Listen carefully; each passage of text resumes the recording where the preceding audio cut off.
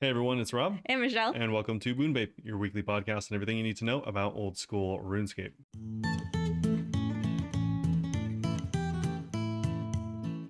Meet Merp. All right, so this week, Happy New Year. happy, okay, yeah, happy New Year. Yeah, it is actually New Year's Day when we're recording this. 2025, baby. And because yet again we have no new updates this week, it's another special episode. Yeah, we had Chershi join us this week.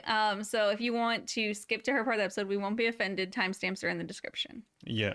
So pretty cool. Thanks again for not just Chershi, but everyone we had on this holiday season helped us out because, yeah, there was just no updates. Yeah, this is going to be the last guest one for probably at least a couple months because my social battery is drained now. But it's been really fun. I do enjoy having the guests join. Eventually, Robert will probably join for one. Yeah, I totally am not agreeing to that, but maybe. For sure. Anyways, You kind of agreed to it when we were on Save. we don't have really anything to go over, so we're just gonna go through the typical stuff that we have, which is gonna be what we've been up to this week, and then some Q&A. Yeah, and then let's move on to Chershi. Yeah. But before we get into the cool Q&A and interview with Chershi, Michelle, how's it going? It's going good. Leagues wise, I am still rune rank. I'm at like 51,000 points or something. Still a bit to go, but I'm feeling semi okay bucking a dragon as long as I stay focused. Also, I want to say next week we're going to go and do the year in review and talk about our RuneScape goals. But Yeah. I will say one little thing is that I really want to be more of a variety gamer this year. Maybe not a variety streamer. I might just do it off stream. We're But- not playing RuneScape ever again. This is the announcement. No, that's why I'm saying off stream because I want Scurrius. Like you guys will hear that next week. That's my big goal for next year is get freaking Scurrius.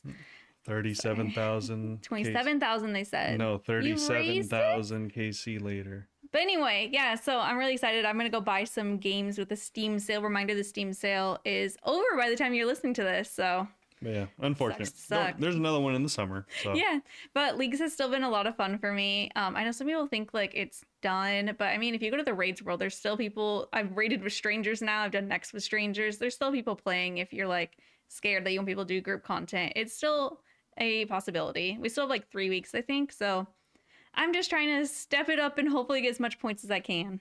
yeah, I mean, there's people probably starting for the first time right now. There is, yeah, definitely. Yeah. And a lot of people making their alt accounts too, because a lot of people like want to try different builds and stuff, Yeah. which seems like it'd be fun, but I'd rather just stick with one. I think, yeah, it would have been cool to go like full melee. I think melee looked pretty interesting, and so did Varlamore, but I didn't get to try those Barlamore out. looked very interesting. Melee, I'm less sure about just because all the echo bosses were really easy with range.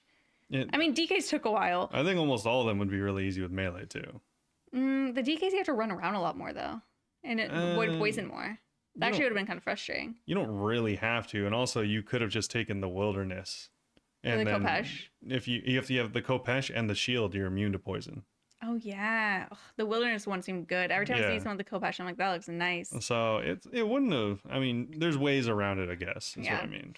The big point ones I'm working on right now are an imbued heart. At this point, it's just the principle of the matter that everyone else has gotten imbued heart except for me. And Yeah, I got one too. I know you did. I've gotten over 100 superior kills as of today. I was really trying to get it. I did get an eternal gem, which was 200 points, but the heart is 200 to activate it, and then it's 400 if you make it a saturated heart.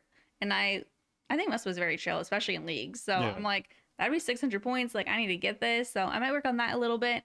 And just miscellaneous tasks that I keep noting down and being like, okay, these are the little goals for the day. I am enjoying it still. I'm sad because we had this entire week off. Tomorrow is our first time going to work in over a week.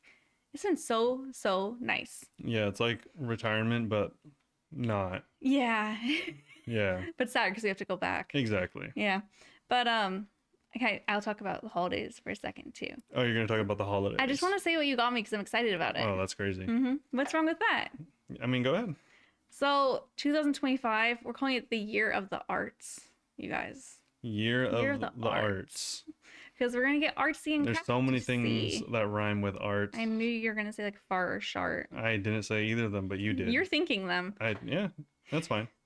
I want to be like more creative with stuff, and Robert got me like paint to like learn how to paint. He got me origami paper, which I guess you guys wouldn't know unless you're in Discord, but sometimes when I'm bored at work, I was making origami out of like really uneven, crooked notebook paper. So I was like, that's really fun. I made a little dinosaur that I posted on Discord. It's really cute. Yeah, he's a brachio. He's a brachiosaurus. Yeah. Neither of us know how to say the dinosaur's Let name. us know how to say I Brachiosaurus. don't know how they'd even let us. They just spell it and we'd be like, brachii. Yep, there you go. Uh-huh. And we're also going to take a pottery lesson soon. So that'd be cool. Yeah. We're getting artsy as F. I don't want to bleep it out later. Yeah, you can also let us know any cool gifts you got. I know a lot of people like sharing. I love hearing people's gifts, so please do. That's partly why I'm doing it, because I'm like, will you guys tell me what you did too, or got other people if you got something cool? Yeah. You're gonna share what I got you. Oh, It's not as exciting. She got me socks with little guys on them. Okay, I was like, hype it up. Yeah, she got socks with little beavers on them. Yeah, beavers and then one of the goblins. Yeah. And yeah. He asked for socks cool. specifically. Let me add that. I don't remember, but I mean I like them. You said all your holes. All of my holes have socks in them, Oh. guys. You heard it Oh here my God. first. All your socks have holes in them. Yeah. All your holes have socks in them. I mean, Oh my God. I got problems and now I have solutions. But yeah, so I got some socks. That was cool. I also got do you want me to tell them everything I got? Yeah, because then it just sounds like I only got you socks. Oh yeah, so she got me some I got my flannel and I got my tortilla press because he's been making homemade tortillas. Yes. You make So me I can feel like feed you on speed mode. you make it sound like I'm the worst gift giver when you're like, What? do you want me to say everything? Like, Well, yeah, no, because you got me so much. you actually hate my guts, and I think that's really crazy that you're admitting it on I stream. didn't say anything. And we almost got a cat this week. Yeah, we almost got a cat this week. Robert even said, I kind of don't want to decide. I kind of just want you to go get a cat, and we have a cat. So I'm like, it's a slippery slope, guys. We're probably gonna get a cat soon. Yeah, I mean, we have 4 on Amazon delivery. They're coming over. 4 cats. Yeah, they're Chershi has 4 cats, you guys. Wait, you're gonna see at least 3 of them in the background of the episode if you're watching this on Spotify or YouTube. Yeah, They're so cute. they're just meowing it up. They're not. They're making biscuits though. No. How have you been? Pretty chill. I have not played. I haven't played any more RuneScape. I logged in for a second, and then that was it. Someone asked how you like Power World, by the way. They're looking forward to hearing about it. It was fun. It wasn't as. It was a little more. I don't know. Not as cool as you thought. No, it was cool. I wish there was like a little bit more improvements because it's been out for such a long time. I kind of expected a little bit more. The combat is okay, but like it's okay. So the combat's okay. Yeah. Like the capturing the Pokemon is like cool, but it's honestly like really easy to like kind of cheese almost every fight. Oh, yeah. And it's cool that there's a dodge roll that gives you an iframe, and that's cool, but the iframe is too long, so you can kind of just low-key like iframe dodge like everything forever in the game and not get hit. You know, you do die and stuff like that, but it's usually to like extremely random stuff. Like, I don't know. And the thing is, like, the combat's not super hard. It's honestly just like a war of attrition low-key, where I like would fight like the harder mobs in the game, like, you know, dozen levels above me, and the only reason I wasn't able to capture them is because I ran out of Pokeballs. Oh, it wasn't even like actually a challenge. It was just a supply issue. Yeah, like I would get them low to like literally 1 health, and then it'd be like, all right, you have a 3% chance to capture this Pokemon. I'm like, all right, let me throw my 30 balls. I'm out of balls. I guess I'll just kill it and come back later or something. But I mean, at least that was somewhat of a challenge. You couldn't immediately catch everything. yeah, I guess so. But it's okay. I wish the building was a little bit better, and overall, that's the first problem. Very big builder in games. Yeah, I like building. And Yeah. the thing is, the building is okay. It's probably like, you know, like a 6 out of 10. It's not no Minecraft or whatever. But Valheim, you'd go hard too. Valheim kind of has the same problem. I was gonna say it's like the grind is really, really grindy, which is like okay in some regard, but this one felt like a little monotonous at times. I know you have your pals help you and stuff like that. They help you build, yeah. Yeah. The pals themselves are I the didn't coolest play them. part. Tell them your favorite. You were so excited about him. He called me over to show me. Which one? I don't remember. The chill one. Oh, the Chillette. That's He the was very first boss the way you he was fight. hyping it up. He was far away, and the entire walk back, he was like, "This guy's crazy, man. He's probably cooled my food right now." Oh yeah, he was He was cooling. cool. Yeah, he was cooling my food. Yeah, he's a cold He Pokemon. was really cute, and when you Yeah, pet him, he looked so happy. he was really happy. Yeah, Yeah. he was definitely one of my favorite ones. Yeah, I could hear you like talking to yourself. You would just be sitting there and you hear click, click, click. Oh my god, it's so cute! It's Yeah, like- he was a little Chillette. that made me want to play just to collect stuff. But then he like killed Yeah. a penguin thing, and I was like, oh, Yeah, yeah. I mean, you have to kill a bunch of pals. I didn't realize you had to kill them too. Yeah. I thought it was just cute. No, you kill a lot of them. Ugh. I have a shotgun. Also, I can make an AK-47. Huh? Yeah, it's pretty cool. That makes me less interested. It's okay. Honestly, I just figured that it'd be a little bit more polished. The biggest problem that is like the overall issue, in my opinion, is I think the AI is like not programmed very well, so that's what makes it easy. Like the boss, that makes the fights easy, and it also makes your pals seem dumb.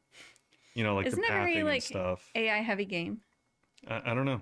Or maybe the designs were. I know there's like some people didn't like aspects of it for AI reasons. Oh no, I mean AI as in like the way your character thinks. Okay. Like the way the pals think in the game. Like I like building my house, but the thing is, the pals won't go into my house because they don't know how to walk around on the tiles I made. It's very Sims. Yeah, like a lot of the mobs are like really easy to beat and really dumb. Yeah. So it's kind of overall a big AI issue Okay. for the NPCs. But the game is fun. It's just not as fun as I would have hoped. I kind of wish I just, because it was between that game and No Man's Sky, which is a game where you're exploring planets in outer space and there's spaceships and travel and stuff like that. That one sounds very fun. You can go to like different planets and galaxies and stuff like that. And you I can might make, have played that one. yeah, you can make bases and, you know, explore like abandoned battleships and space and stuff like that. And it was between those two games, and we went with Pal World, my friend and I kind of wish I just went with No Man's Sky instead. I bought it, so I'll play it eventually. Did but you? How much is it? It was on $20 on Steam. I'm gonna spend like $50 on Steam games tonight. I was like, maybe I'll get that too. I thought it'd be like 10. No, I mean it's a full price game. Oh, it's not on sale? No, it is on sale. It's a full price game though. Oh, like normally. Yeah, so it's like a $60 game. Okay. And that's cool. The cool part about that game is I know you don't know about this, so maybe other people don't, but it's like it opened as one of the worst reviewed games of all time Really? by the community. Yeah, like it was like negative 100,000 reviews. Damn. And because like the creator like promised all these things Oh. and it had like none of them. It was terrible, unplayable even. And then over, you know, the years now, it's been out for like, you know, 5, 6, 7, 8, 9. I don't even know how many years. It's been out for a while. But they've added everything that they said they were going to add and then some. And they've had like 5 full blown expansions and they've all been free. Oh. And now it's like one of the most highly rated games on That's Steam. nice that they actually like improved it rather than just giving up on it. Yeah, That's it's an cool. incredibly successful game. Nice. But yeah, so that's pretty cool. I look forward to playing that soon. I played a little bit of Path of Exile, but that was it.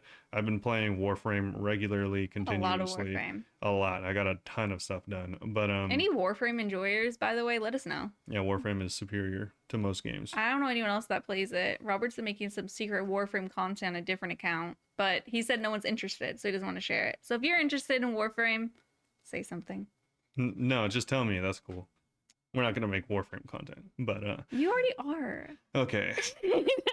Anyways, if you guys want to subscribe to my No Man's Sky only content, I That's got not another real. channel. Bowban's by Yeah. Yeah. Bow bands by. and Borbane. Anyways, though, I just been playing other games. So let us know what games you got up to on your Christmas breaks, and hopefully everyone is back to work soon. Or Not hopefully. hopefully Oh my everyone god. is having fun back at work now. Wait, did you buy any other games? No.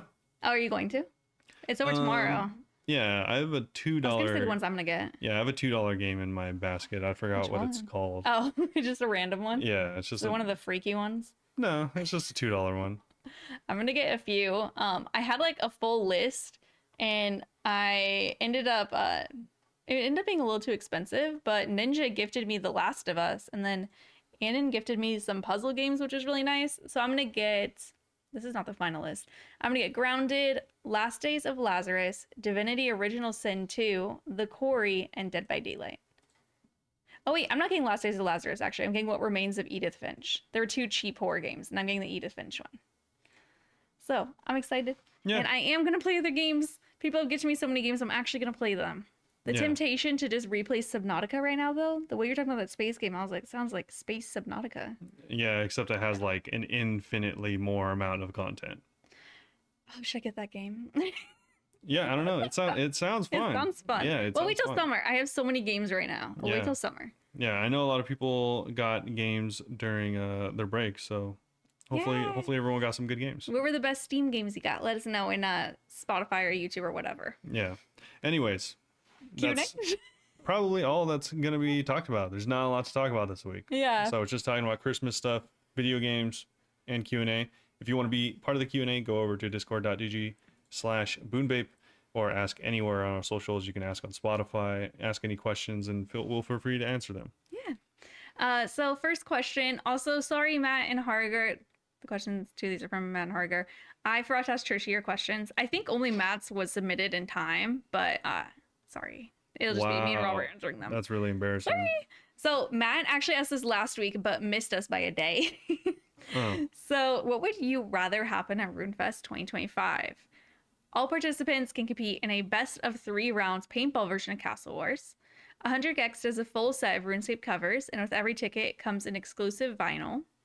The mods all compete. I pronounced vinyl wrong when we were practicing. I was like telling him the questions earlier. I knew you'd look at me. I just knew it. I didn't say anything. The mods compete on a Wipeout TV show style recreated agility course. Everyone competes in a gnome ball tournament. Teams are divided on site. The paintball and gnome ball, I think, would get too violent, to be honest. All right. I like the Wipeout. I already know the best answer. Wipeout, because Wipeout's so funny. So we get, what would you rather happen? Well, we're going to combine a few of them. Oh, So you can't do that. yeah, because I feel like a couple of these are pretty good. I like the idea of having a full set of RuneScape covers, but with an exclusive vinyl for 2,000 people, I don't think that would, I can't even comprehend that ever happening. Yeah. But if there's a full set during Wipeout, I just like watching people do Wipeout. It's funny. I want to try it. Okay. Yeah. Yeah, I was going to say, I really like the idea of gnome ball. It's essentially just dodgeball. Mm-hmm. Is it, right? Or is it soccer? I think it's more like rugby almost. Like, All right, or you're well- just taking a ball and you're throwing into a basket.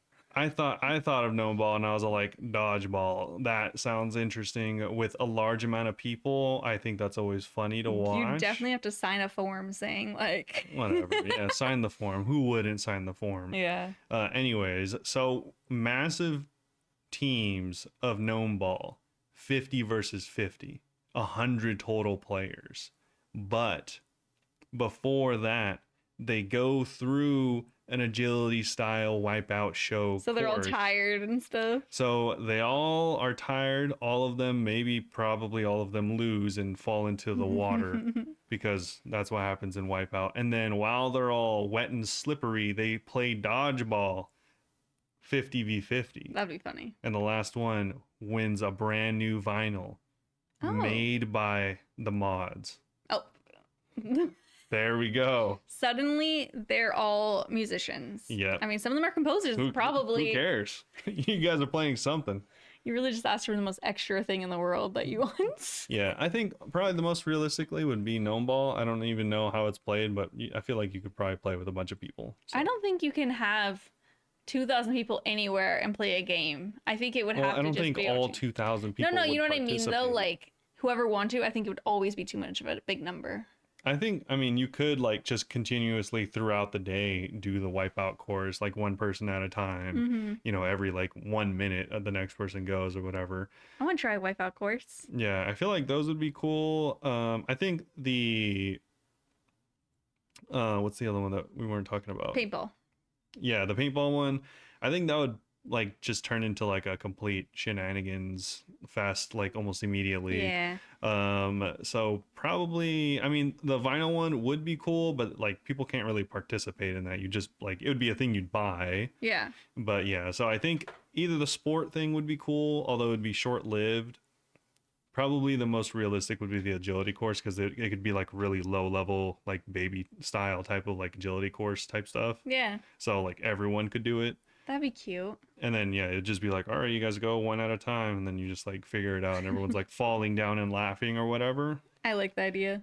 Probably that one. Probably without water, I guess. Yeah, probably without water, without real failure. But Unfortunately. yeah, probably that. Okay. Harger asked, what would your thoughts be on adding broken bones to the game as a form of recurring damage or inhibition to do normal movements with full functionality? For example, in combat, your wrist is broken. That will continue to deal damage to yourself as well as inhibit you from using your wrist in combat until you heal it. Healing a bone can be achieved through potions or magic. A new spec can be added to armor to show its damage prevention. I like it a little bit differently than how you described. I think if it was going to be a thing, I don't know that I necessarily want to be a thing because we have so many like venom, anti-venom, all these like billion things that could mess you up. But if it was, I think it would, instead of just saying like you can't use anymore, I just want like maybe like you broke your wrist, your strength goes down or something. Yeah. Not like fully you can't use weapons, but like you're getting nerfed for it unless you're like chugging restores. But okay. in that way, I think it'd be cool. I do think we just have like a little bit too much different things in the game because they also just added bleeding with Bardorvis too. Yeah. We have a lot of little things that cause damage. That could be cool. Oh, I have one more thing. What? The broken bones thing. I do wonder, was this inspired by whenever Robert was talking about falling off a roof over and over and dragging yourself with broken bones? Because that's immediately what I thought about. Yeah. Immediately. Yeah. Anyway. I think this in the main game would be absolutely terrible. Mm-hmm. That being said, I feel like there is room in the game. In a mini game somewhere? No. Oh. A separate game mode. Paper Man. Stop. Where you play Your bones are made of glass. the most realistic version of RuneScape. You get stabbed, you lose 30 health. Like Path of Exile has this, right? So like you have the normal game, then you have hardcore where you die, and then they have ruthless hardcore where like you get significantly less of everything. Yeah. So it just makes the game harder. So I More was all realistic though. Like if you get like hit by fire in real life, that's half your health gone. yeah, like you could do like the most Iron Man or like Gold Man, because gold, it'd be kind of a funny thing. Gold is actually a really weak metal. Oh, Goldman mode. Hello. Anyways, I was thinking it'd be cool if like it's just like a super realistic version of the game that implements like survival aspects. Yeah, to you it. fall off an agility course, break your leg. It's like you gotta bandage yourself, stop the bleeding, and then you gotta rest for a little bit, and then you can go again. Everyone would hate it, but it would be Someone funny. would play it. Someone would always play it. Someone Yeah, would play someone it. would. Someone's Probably already done like a weird modified version like that. probably they're all like, "Oh, you chopped down 2 trees. You're getting hungry." Didn't it? You used to have to sleep, right? I don't know. Yeah, you used to have to sleep back in the day Okay. to prevent botting or something. I don't know how to prevent botting. You would Yeah. have to go rest. Yeah. Yeah. I you'd be think I like- don't think it's like an actual time thing. Like I don't know. you rest under the tree. Oh man, you're getting thirsty. Hopefully you brought your bucket. Your bucket of water? No, your bucket to go get the milk. Oh my god. Yeah. I also was thinking like a pee bucket. Water is and I was like, useless. sorry. You need the sustenance. You need the calcium And for your bones. if you do need water because you're actually dehydrated, which is different than thirsty, then you got to get the water and boil it.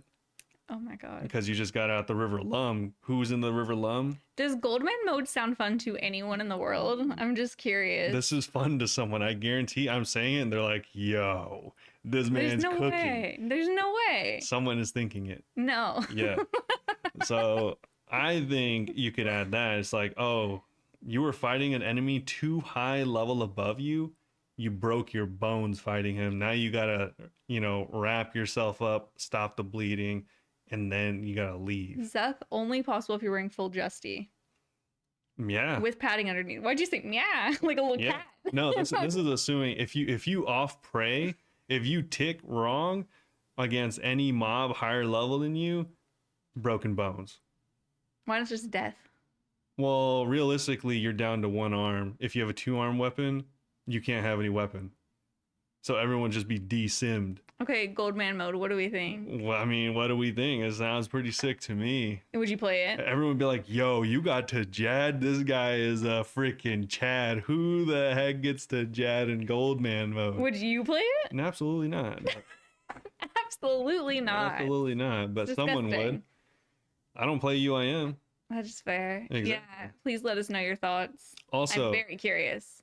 separate question for everyone else. I saw something like this, and I kind of have always low-key felt the same way. Okay. UIMs, right? Delete them all. Why are they allowed to have death piles? Because it's the only way to make it work. No, it's not. What would you do? Just what? You could just do the grind and then get the XP, and then if you die, you lose everything. So hardcore UIM. Because how is... I was just thinking about it. How is UIM different than Iron Man without weird ways to make it the same? I mean, I don't know how Ultimates works. I honestly can't answer that question. Because there's some stuff that you can't really death pile, right? Some things, but like in general, it's like, oh, you have 9,000 potions. Well, you want to keep them. You go die to Hispori or whatever. How is that not a bank? I think you just have to do more like quick grinds all the time as well. Yeah, sure. Obviously, you're not going to be like saving stuff for Herblore 5 skills into something else. Having an ultimate sounds so not fun to me. Yeah. Sorry, ultimate enjoyers. I was just thinking. It sounds like it's a regular Iron Man. Ultimate Iron 2.0. Yeah, I don't know. We're just thinking of new game modes. I'm kind of now, like an Iron Man. I'm not an Iron Man hater, but I just don't see. I was like, you are an Iron. No, UIM. Oh. Yeah, I'm not a UIM hater, but also I just feel like it's like not as sick as people make it out to be. I think it's sick. And like it makes me feel sick I think thinking it's- about me to play that way. I think it's as sick as every other Iron Man. They're all sick. Except Or for we mean different versions of sick. yeah. I mean disgusting. Oh, I know. Yeah. The only I feel like the only Iron Man that has like any prestige out of any of the Iron Mans, they're all better than a main account, let's be honest. But Tina? no, the only account type, not a person, I think it's only ultimate you like. Jesus, is no, the hardcore GIM. Oh, the GIM because even fight caves. Yeah, Yeah. everything, you just die. That's kind of ridiculous. Yeah. I feel like The correct way, not like with the prestige, not people keep leaving and bringing you stuff. yeah, with prestige Yeah. by yourself in a group of one. but still isn't a GIM by herself because everyone left it. Yeah, that's embarrassing. And they took all her stuff when they left. That's really embarrassing. She was stocking it up and they were like, we're just gonna take some stuff. And she's like, okay. And they took like everything. Why would you put stuff in there, bro? Because she was preparing for whenever they came back. No. And then she was playing Albion, so she was like, yeah, take some stuff. Nice. Yeah, it was funny. Oh well. She was on the podcast a few weeks ago if you want to hear more about that. That was pretty unfortunate for her, but funny now. Yeah, but that was it. Yeah, last question this week is from Wraith. This one did make it to Chershi's part as well. So, would you trust Jagex with complete autonomy over game updates for 1 year without a shred of feedback or community input? Wraith said, no, I don't trust a small team of JMods to make sweeping decisions without taking player feedback into consideration.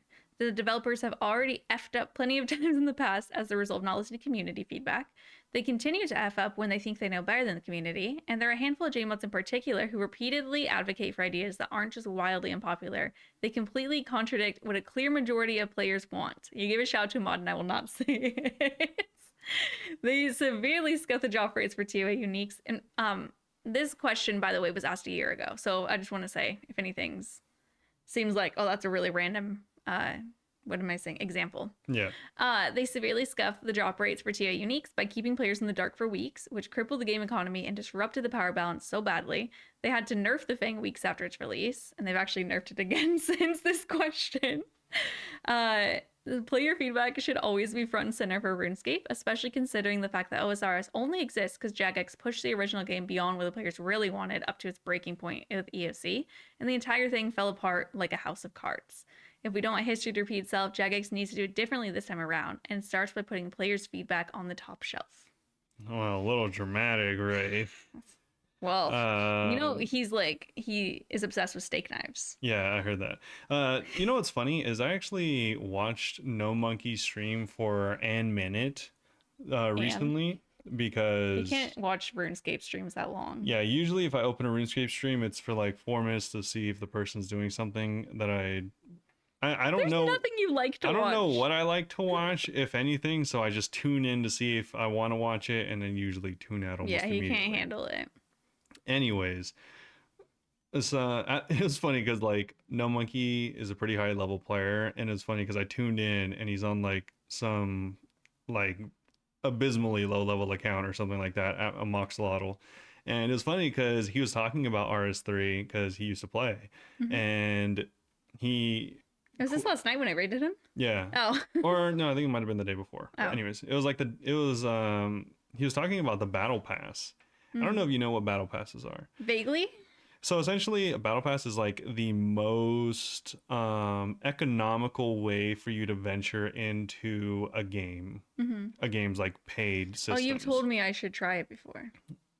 Have I? Yeah, or a Game Okay. Pass. Anyways, Something. no, Game Pass is completely Oh, different. okay, never mind. So a battle pass essentially is like if you pay for a $10 battle pass, usually it'll provide you like several X, like 2 or 3 times as much value as long as you continue to play and level up the battle pass. Hmm. So it just makes it so like you come back and play every day, you get the rewards. You know, it's a system to make you come back. And usually the best rewards are at the end. Hmm. He said that they had a battle pass system in RS3 and it was one of the worst of all time because the very last reward made it so that you, and this is what he equated it to, it essentially would be the same as you taking, I don't remember the exact number, it was like 20% less damage in your next Inferno run. Oh, Like it was interesting. just a straight up buff. That's bizarre. Yeah. it was, That's too much. it was kind of crazy. But yeah, like stuff like that, imagine them implementing that into RuneScape So would you be wouldn't trust crazy. them? No, it's funny because a lot of people I've always thought this is funny, but Hmm. it's just like the longer I've played, the more it's become ironic in that like everyone is like, "Oh, dude, RuneScape was one of the only games where, you know, they take direct player feedback." Hmm. And I've kind of over time realized that it's one of the only games that I feel like really needs direct player feedback. That's brutal. Like I'll be playing World of Warcraft and I'm like, dang, this game, the story doesn't make any sense, but also this gameplay is pretty fire, so Yeah. that's whatever. I couldn't have come up with the boss fights that they come up with. They're like so incredibly well tuned that like they work somehow. I don't know how. Every time it works. Hmm. Some of the best boss fights in all of gaming. And they do it consistently. It's because I don't know what they do, whatever system they have it, and you know people generally like the game. Hmm. I feel like I couldn't trust RuneScape to do the same thing. Yeah. Like they would just implement some like the most cursed content with like no rewards or something. Like I don't even know. I I'd like to say I think that they could do it if it was. I mean, me and Chershi talk about it a little bit more, but she made a good point that like it'd probably like higher ups like telling them to like add like microtransactions and stuff and things that people wouldn't be able to complain about because in my mind in this situation like we're not able to like directly reach out to the team at all to let them know what we think. Yeah. I think we'd probably end up with like microtransactions. Yeah, I think So so.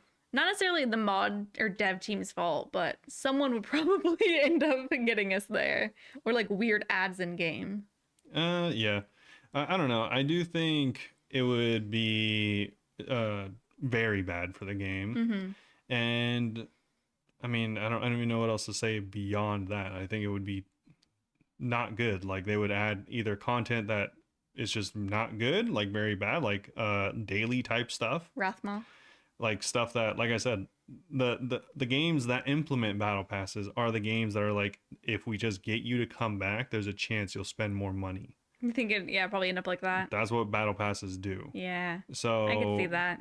the thing is their value is high for people that are already playing the game. Mm-hmm. They want new players to see that, think that it's good value if they continue to play, and then they continue to play and they spend more money eventually, or what they probably do is they buy it and then they don't play, and then the company gets all the value. Yeah. So it's kind of like a weird contract in the way. So I feel like they would add more things like that. Like daily content is the same thing.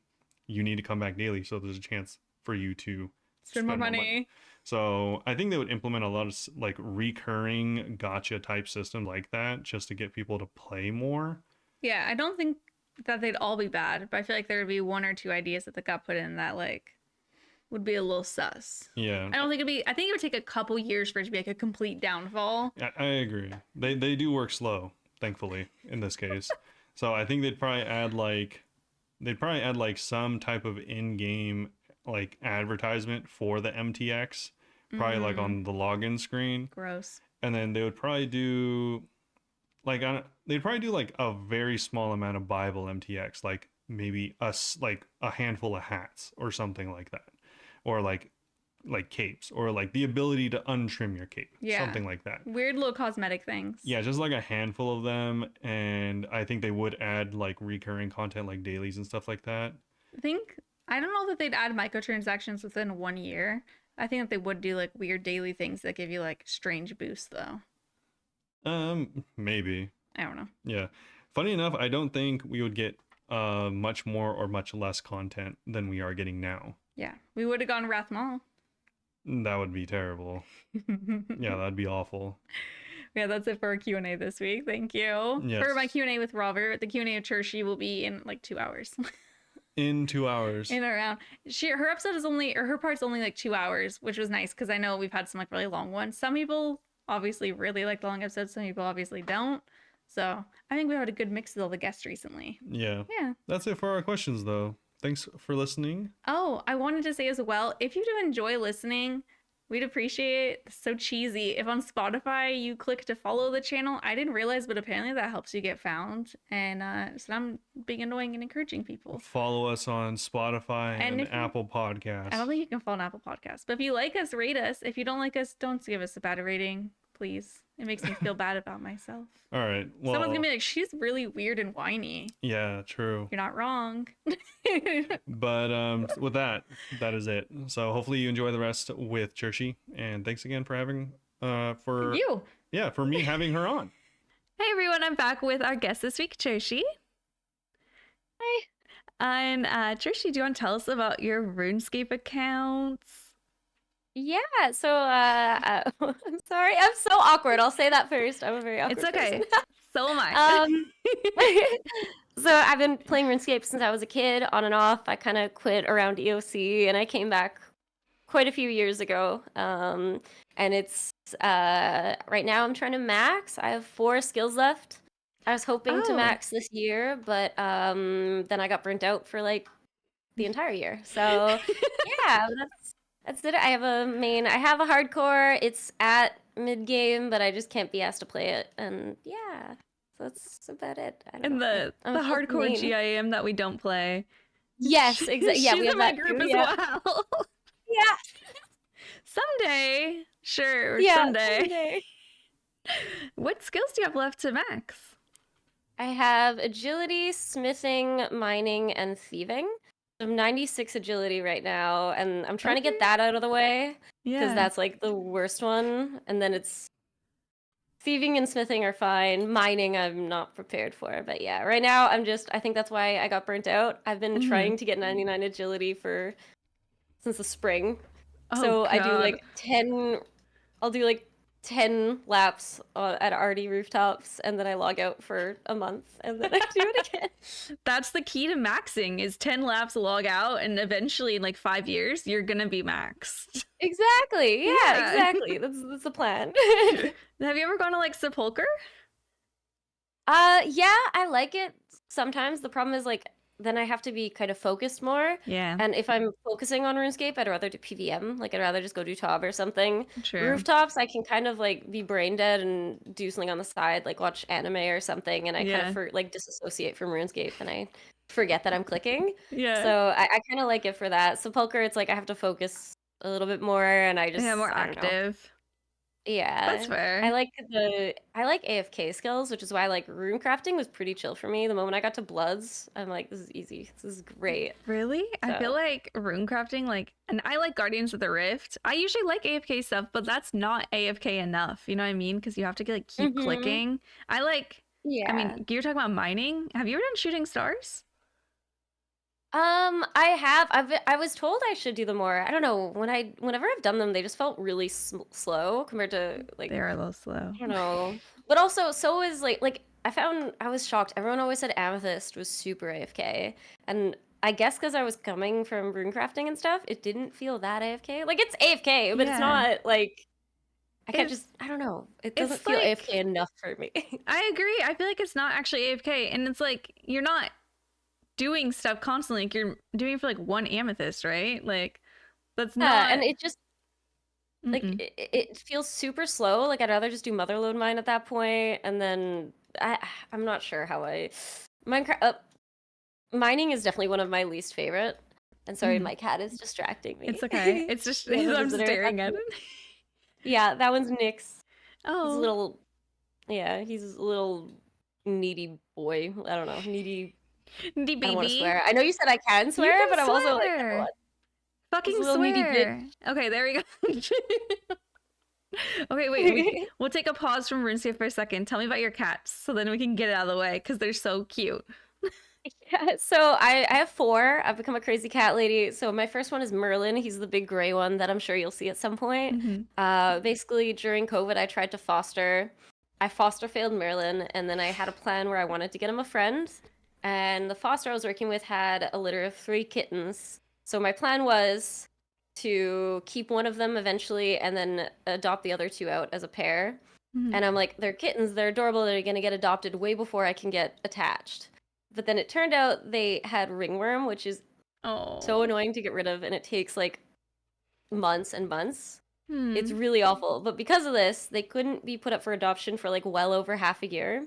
By then, I'm attached to them, they're attached to me, and they're also very attached to Merlin. Like, I swear to Oh. God, there's one of them in particular, she's obsessed with Merlin. It's like it's I've never seen any living being look at another being like she does. She is Just like in love. in awe. It's adorable. But That's yeah, so sweet. then I foster failed. I had to give up on fostering because now I have 4 cats, which was not the plan. But yeah, so I have Merlin, Nyx, which is the black and white one, and then I have 2 voids, which are Aurora and Luna, and I Oh. love them all so much. But yeah, I but I do not It's so recommend ever cute. getting 4 cats. I was gonna say it looks so nice, but it's probably so stressful. It, keeping up with like the litter and also just the fur. Like I have a Oh velvet yeah. couch and fur clings to it. Oh, It's a lot, but it's also nice. I come home and it's just like lively. I have like, a lot of animals. I don't know. I've accepted the crazy cat lady life and I love it. And yeah, Merlin's actually right off camera right now. So it's so I cute. I can try to show them off later if you want. I can try to Yes. pick up Go 2 wrangle of them. I them. can't pick up the girls. They won't let. Yeah, Merlin. There you go. Is that one Here, I can try Merlin? to pick him up if you want. I can show Oh him off. sure. This is my gargoyle. Oh, he's hefty. Look at him. Oh my god. What a cutie. Yeah, and then I can later if you want. I can try to pick up Nyx, but Yeah. yeah, feature maybe if you want. I don't want to hijack the whole No, I love podcast with cats. cats. I Yeah, love them. I want cats. So that's why I was just like, tell me you about the should. cats. If you ever need help with cats, I have so many tips. I will say having 2 cats is easier than one. One is Is super it? hard. Yeah, after 2 Oh. though, then you're like, yeah, 2 is like the perfect amount because they get to play together and stuff. Mm-hmm. Like when I just had Merlin, he was a lot more needy. He'd cry for attention, and like I'd be Oh. working, so I couldn't. Now it's like if I'm working or if I go out, they're not lonely. So 2, perfect amount. That's what I thought as well, yeah. Because I'm just like, I'd want to have a friend. And then I have a very depressing thought of would I want to get 3 in case one of them dies? So, like, one won't be like super lonely. It'll have someone there. Oh. That's true. Yeah, Yeah. that's something that I definitely think. I know what a lot of people do is like when one of them starts to get old, that's when they get another one, Mm. maybe. It's just, it's hard. Like, it's a big process to introduce cats to each other. Yeah. But usually I've seen that a lot where they have like an elderly cat or maybe multiple, and then they get a kitten like a few Hmm. years before. It's hard, but also I don't know. Cats live a long time usually, right? Like a They lot of them do. live till they're like 20, which is nice. That's so Yeah, I think crazy. Aurora's next to me right now. You can see her I tail. oh, I see it. It's so cute. Her, I probably can't pick up. She hates being picked up, but yeah, that's Aurora. So sweet. Are they all affectionate or not so much the girls? They're very different. So Nyx is super affectionate all the time. He like I can pick him up, pet him immediately. He starts purring like he's like a little Mm. slut for affection. Me Merlin, too. What? I said me too. Oh yeah, I know, me too. Yeah, Merlin is a little different. He sometimes he likes head scratches, but he usually he likes to be next to me, but he Hmm. doesn't want to be touched. Like I can't be super cuddly. I guess he's kind of like me like that, where he gets overstimulated and he's like, "Oh no, Yeah. don't touch me. I just want to be here, but don't touch me." Just like the presence uh, of you is nice. yeah. Aurora, sometimes she's like she has to be in the mood to be affectionate, and then she'll come and cuddle and be purring and like love it. But if you try to do it, like I can't just pick her up randomly and do it, like Yeah. and pet her. She will freak out. And then Luna is very different. She's very sassy. She's not affectionate with me Hmm. usually, but she's so affectionate with Merlin. She's obsessed. She will literally like lay on top of him and Merlin just accepts it, which is so weird because if I go close to him, he moves, but with her, he doesn't. Oh, So like my family, we always laugh and say he's like her mom. He yeah. treats her like the mom because he also did raise them. He's older, so Hmm. he literally had to teach them like cat It's dynamics. like his babies. Yeah. That is so sweet. It's great. It's really cute. But yeah. But no, with me, she's just sassy. She like if I try to pet her, she's like, "Oh no." It's the few times she lets me pet her, it's very rare and it's usually at night that she'll Mhm. let me. And it's like I feel like I won the lottery. I'm like, "Oh my God, you're letting me pet you." Makes it more special. Yeah, exactly. I'm like I was chosen today. Yay. That's so cute. Oh, and then the cat mug too. You are a little cat Oh lady. I yeah. love it. Oh my I have god. so many cat mugs. It's insane. But yeah, I love collecting mugs. Hmm. And so this was one I got for Christmas a couple of years ago from my brother and sister-in-law. It's so sweet. Yeah, I love cats. I've completely embraced crazy cat lady life. I love it. I forgot that you have four cats because I remember in our hardcore GIM, like our little chat, you were like, I have these two kittens I want to foster, but I love them and I don't know what to do.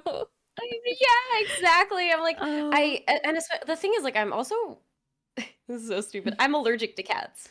stop it. I'm, I'm allergic. Yeah, it's so bad. But I was like, I don't care. I'm gonna get them anyway. I don't care. I'll take like Reactin every day. Eventually, the thing is, like, you do get more used to their fur. Oh. But it's like I do get flare-ups sometimes, like especially in the spring and fall when they're shedding. Hmm. It's like I like there's a few times I wake up and I'm like, I can't breathe, I can't taste anything, I can't do anything, and yeah. But you do get more used to it. I am definitely more sniffly though. Like I always Hmm. laugh. People probably hear me sometimes and think I'm like a coke addict because I'm just always like, yeah, you It's just the know. cats. Yeah, and I'm like, I'm sorry, I'm just my ad- allergies are flaring up. I love. How do you have four cats when you're allergic? Wait, why'd you get the first one then? If you're allergic, you just like them so much? Yeah, so I had two with my ex, and it was pretty much that. I'm like, I'm allergic, but it's not like a major allergies. Yeah, It's yeah. kind of You're not like, gonna like die. yeah, like most of the time it's like, okay, I get sniffly or like stuffed up, and like if I touch my eyes, then they burn and get super Oh. swelled. But like, I was like, you know what? I'll accept it. I don't care. I want cats. They're so cute. Hmm. And so we had two, and then he still has them, and they're adorable. But when I Oh. moved out and stuff, I basically what started it is my first and only successful foster was Oreo, which Hmm. was a blind cat. Oh. Basically, I had followed this foster, a local one on Facebook, and they posted basically in need of someone to foster or foster to adopt this blind cat because he couldn't be with other animals. Because Oh. he's blind, he would fight them. He Yeah. was the coolest cat ever, and I really wanted to keep him, but I had gotten into the thing where I wanted to keep fostering. Like, my plan was never to adopt a Hmm. cat and just foster. I don't know why I thought I could do that. I get Yeah, attached to with your literally 4 cats everything. behind you right now. Yeah, What's the plan? so, like, yeah, so that I just kept thinking like, oh, I'm gonna foster, and then I'd get attached. And like the thing is, when you get rescue cats, a lot of times they're like terrified at first because like they're feral and stuff. And so like Merlin was terrified. He was under the couch for weeks. You know, he would never come Oh. out. So seeing him slowly open up and get socialized to me, I'm like, damn. So now I have to like send him to a new family. I can't do it. I'm like, it's Yeah. yeah. So I sucked at fostering, but yeah. It's so cute though. I mean, I feel like it sounds cheesy, but I feel like it's probably so special being able to just like look behind you and there's just 4 little creatures just walking Yeah, around. exactly. Yeah. And It's then so like sometimes I sweet. wake up and I'll have like a bunch of them just laying on the bed with me in the Oh my morning, and it's just so nice. gosh. Or staring Yeah. over you while you're sleeping like a gargoyle. Yeah, exactly. My gargoyle. The blind cat, was that hard to have like your first foster cat be blind? Honestly, no, because it Oh. was so cool. Like, first of all, his personality, he was like a dog, just friendly immediately. Did Oh. not like he would literally, if someone came to the door, he'd greet them. Most cats run and hide. All my cats Yeah. run and hide, right? But like him, he would greet them. He didn't care. And then also, it was so cool when we first got him. Well, when I first got him, my dad had to drive me to pick him up and Mhm. everything. And when he got to my apartment at the time, he just kept meowing like nonstop, and apparently it's kind of like the sound waves, so it helps Oh. him know if like there's a wall.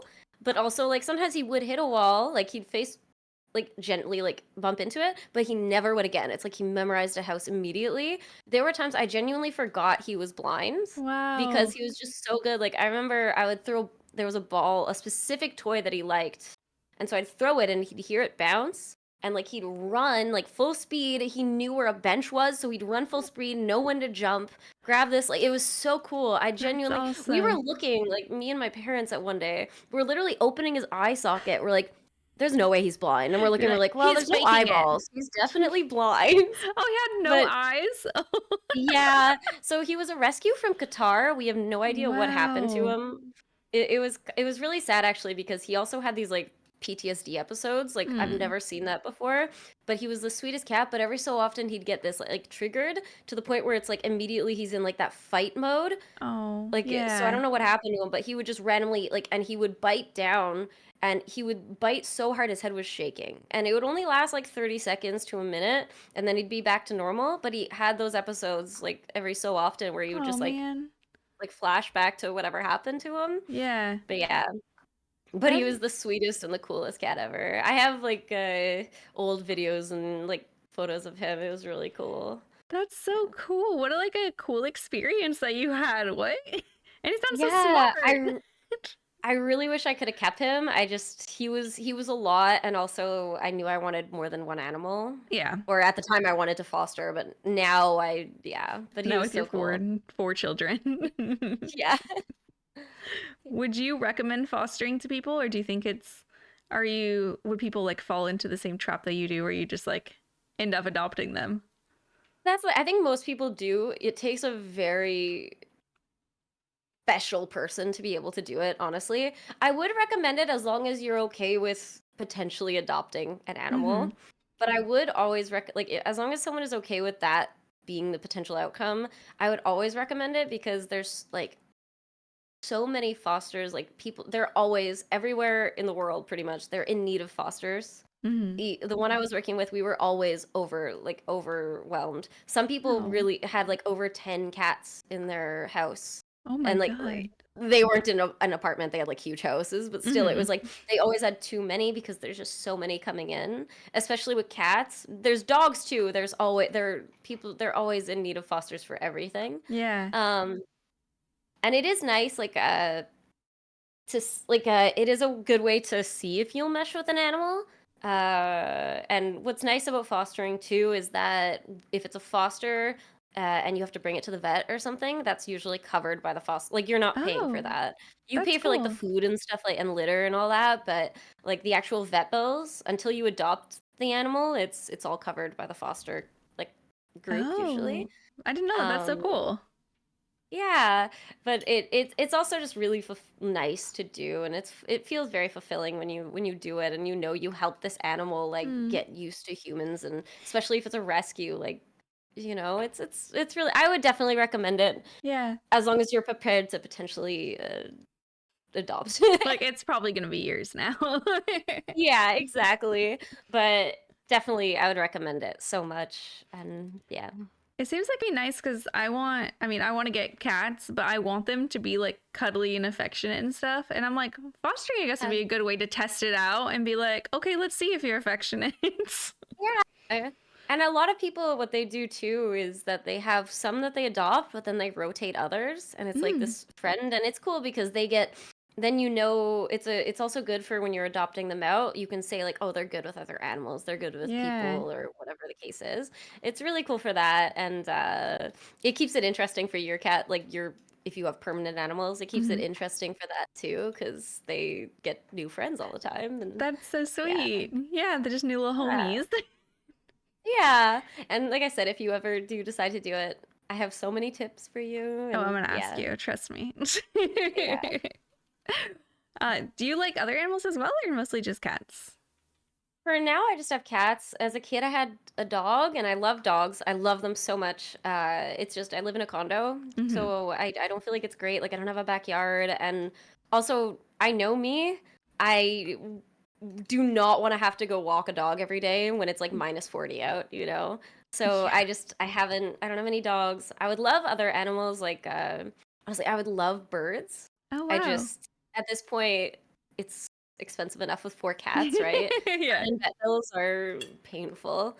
It's painful. So right now I just have cats, but I love all animals, so Oh yay. yeah. What about Cute. you? Do you have any animals? I don't have any. We want a cat. We can't actually have pets here, so I'd have to get like an emotional support animal letter. But Oh, okay. yeah, we keep like Mm-hmm. talking about it, but we also want to move overseas at some point. So it's like, would we get one if we want to move overseas? Who knows? But like Hold on, I watching have them another walk friend. around. Yeah. I can hear you. I just have to. Oh yeah. Watching you walk around with all the cats though makes me want another one. Or makes me want He's one. meowing at me. He was meowing. He wanted to be picked up. So this one's Nyx. He He looks is like a little a, cow. yeah, exactly. He's my little lap buddy. Oh. He always like jumps on that one, and he just starts meowing, and he will not stop until I give him attention. Oh And my it's, yeah, he's gosh. very talkative usually. Your microphone's really good. I did not even hear him meowing. Oh yeah. Well, we have the same one, right? I Do think you the have the shirt. short? Oh, yeah. I can't tell Yeah. because yours is all decorated. Mine has like a little sock puppet on it. I know. Yeah. They're good Yeah, I have a quality. bunch of stickers on mine and stuff. But yeah, the shirt is so good for that. Like It's really it's good. yeah. Oh. Okay, sorry. No, He you're had okay. gunk in his eye. I was trying to get it. Do you ever get like grossed out having to do stuff like that? Really, it's like at one point I got used to it. It's like Hmm. the worst is like every so often I'll have like a coffee or something and I see one of their cat hairs in it and I'm like I should be grossed out by this, but I'm just so used to You're them. not. Yeah. But I feel I have a like, cat cam somewhere. I can't get it right now. do you just keep it on when I you like can. leave? Hmm? A cat cam, like a camera?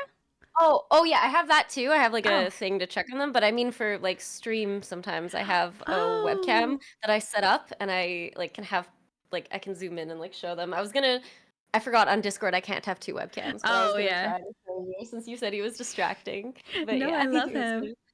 Yeah, you guys are gonna have to go watch her stream if you want to see all Oh, four thank cats you. just walking up. Yeah. I'm hoping to start streaming again soon. I have been very, very inconsistent this year. Hmm. But I'm hoping to get back into it a bit more. I know you were streaming BG3 as well, right? Yeah, that was fun. And that's the thing, like, the problem is, I mean, anyone in the RuneScape section knows it's like if you go to a different game, viewers drop off. Yes. And then yeah. And so it took a long time for me to finally feel comfortable doing it because it's like even though I know I'm just doing it for my friends, like I don't care necessarily about viewers, but there's still a part of me that stresses and thinks I'm doing something wrong and Hmm. like, and I get very anxious about it and so I end up never streaming, which then lowers the Oh, viewers more. But yeah. then like when I finally just powered through and streamed BG3, I ended up meeting like such cool people in this category. Yeah. And yeah, I had like barely double-digit viewers, but it was also like the most active and fun chat. Yeah. And I'm like, this is more fun than when I've had streams with like 80 viewers that is just dead chat. You know, Yeah, I mean, I think a I'm lot of sure people you just know, lurk yeah. in RuneScape. They just like want to watch Yeah. something. Whereas BG3, it's like I fucking love BG3. It's just Me like too. everyone has so much to talk about and there's so much different things you could do. Yeah, there were so many times when I would stream it because I was like, I'd play off stream, but then every so often I'd go on. And so I remember being in Act 3 and people were like, oh, like, have you met so and so yet? I'm like, who? And then like, so like Minthara, Yes. I realized I killed her and I didn't know. And they're like, you killed her? And then like, also, I hope that's okay, spoilers. I mean, every playthrough is so unique. It's Yeah, Yeah. but there's also the girl in Act 2 that you have to defend a little bit. Forget her Oh. name, but I don't want to like keep the it one that with the vague. light. She's like protecting Oh, everyone. yes. I didn't know it was possible to save her because she just got kidnapped so easily. So the first time I'm like, oh, like what? I didn't know you could save her either. She died. Yeah, and that's why, and it changes everything. Like if you save her, but everything goes to otherwise. And everyone kept saying like, oh, like where's this person? And I'm like, Isabel or something. Yeah, like yeah. What do you mean? And they're like, you're a monster. I didn't even know who people were talking about. They were like, where's Isabel? And I was like, who's Isabel? And I looked her up and I didn't even recognize her. I'm like, I never met her. Yeah. And there were so many times like that where I'm like, oh, that person's from that like village. Everyone in that village tried to kill me. I killed them. And I'm like, I wasn't even trying to do an evil playthrough. It just happens. But yeah, Baldur's Gate 3, I have hundreds of hours in it, and it's like every time I play is so different. I love the game so much. Do you play Dark Urge? Or... Yes, I love Dark Urge. Have you? I was doing my first Dark Urge playthrough, and I also had mods so I can make myself polyamorous and have unlimited party, and I realized it's too easy, so now I kind of want to restart and do like a regular.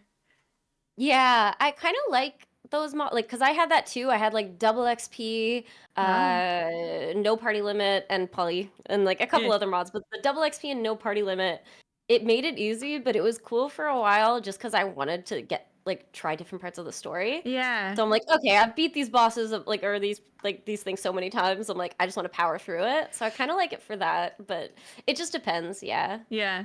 I like to swap between mods and no mods. Yeah, I think on the next one I'm gonna do no mods, but it was fun. But it's just like the big boss fights that I was like, all right, get ready, and then it was like 5 seconds, and I was like, oh, maybe I should have left some people at the camp. Yeah, but I do like when you have everyone in it. It's so cool to see their interactions just walking around. I was just gonna say that. Yeah. Because it's like people I would never take. Honestly, I don't take Asterion anywhere. I just leave him at the camp. So watching him interact with everyone, I'm like, look at you, bud. You're like having fun. You're making friends. He has so many snarky remarks with Gale specifically, and it's so funny. I love it. I love it so much. Yeah. Do you have like favorite characters that you? I know you love Asterion, right? Yeah, so I've done that. It's like a known, like I've fallen into the Gale, Astarion to Gale pipeline. I still love both, but like I started playing because I saw clips of Astarion and he seemed funny. Yeah. I'm like, ooh, hot vampire. I love this. He's sassy.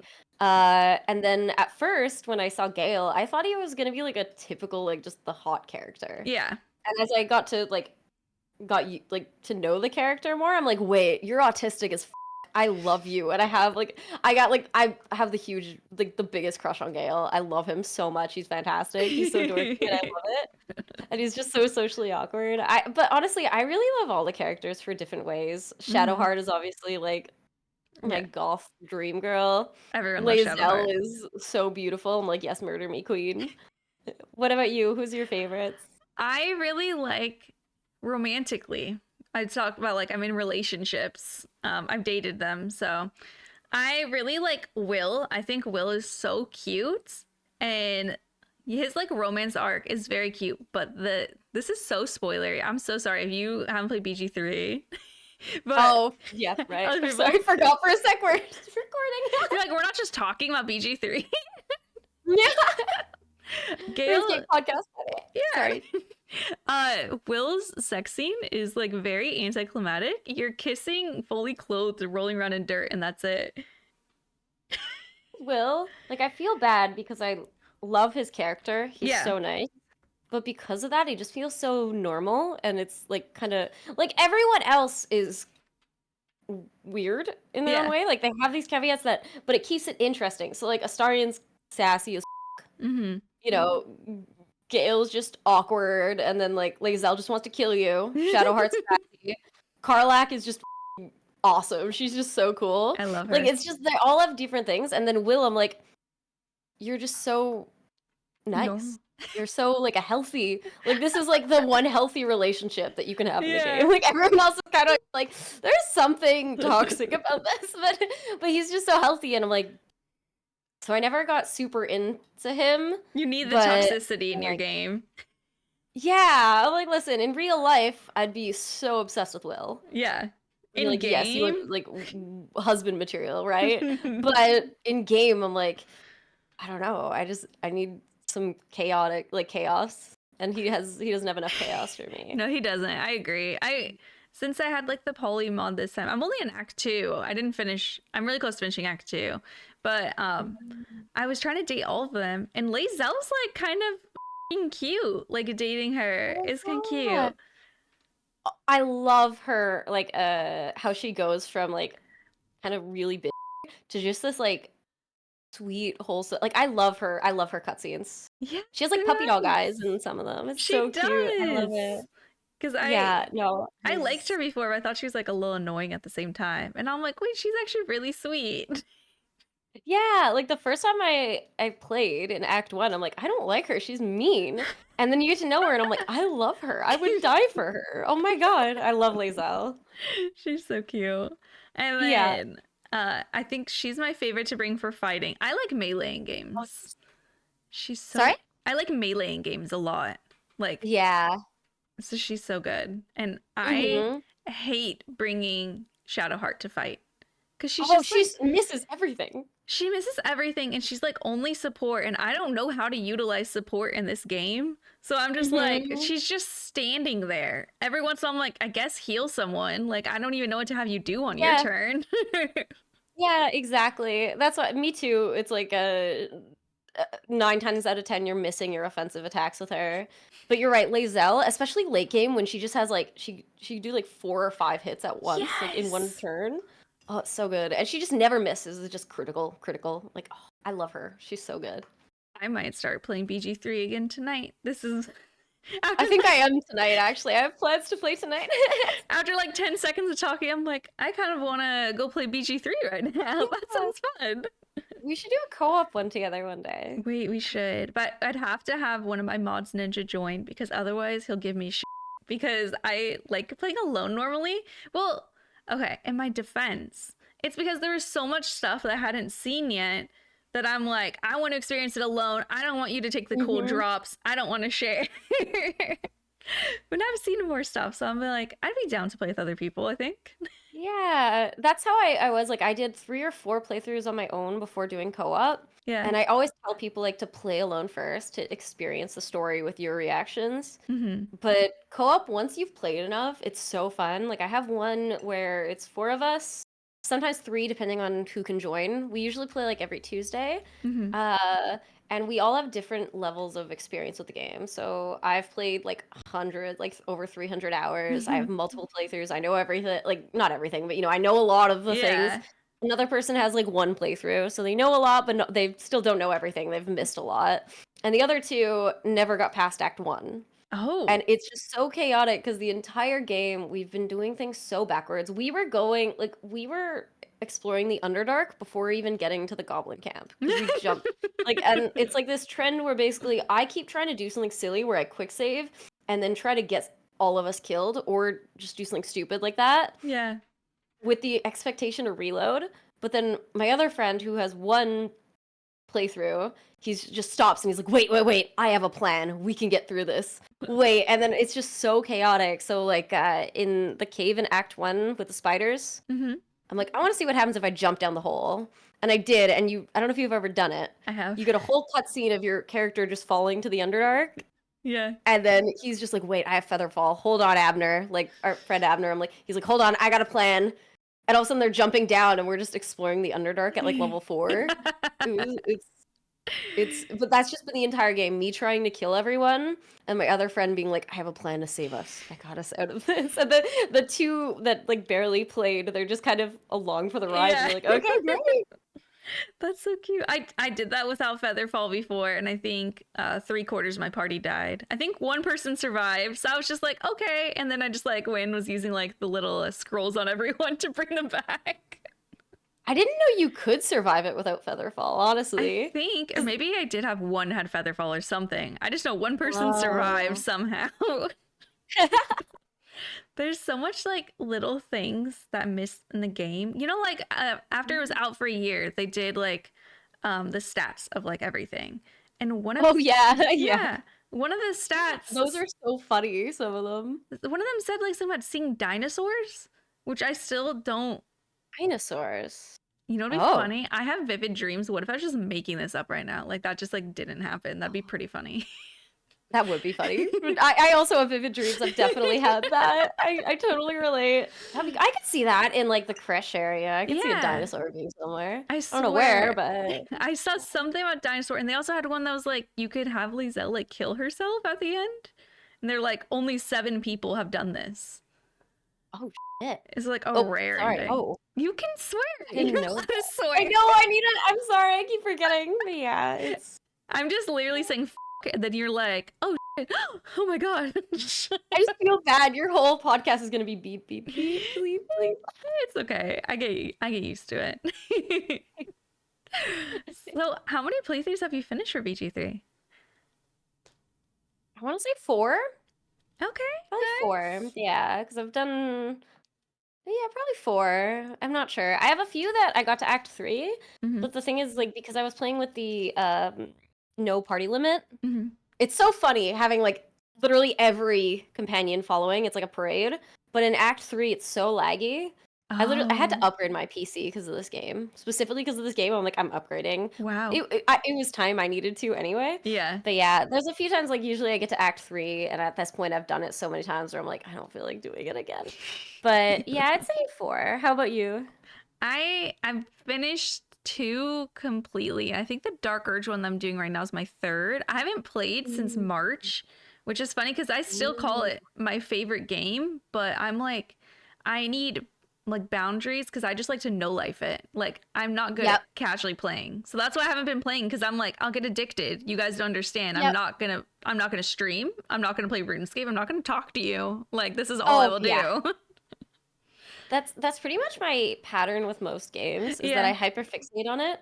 So most of my main games, it's really just a yearly hyperfixation. Yeah. Like Genshin Impact, I love Genshin Impact. I remember you're really into that. You're really into it? No, you were really into it. Oh yeah. And it's just like, I'll play once a year and I'll obsess over it for like a month, and then I don't touch it again. And then every time I come back, there's like a bunch of new stuff and I get to explore, and then I just disappear. I fall off the face of the earth for a month, and it's the best. I love it. That's so much fun.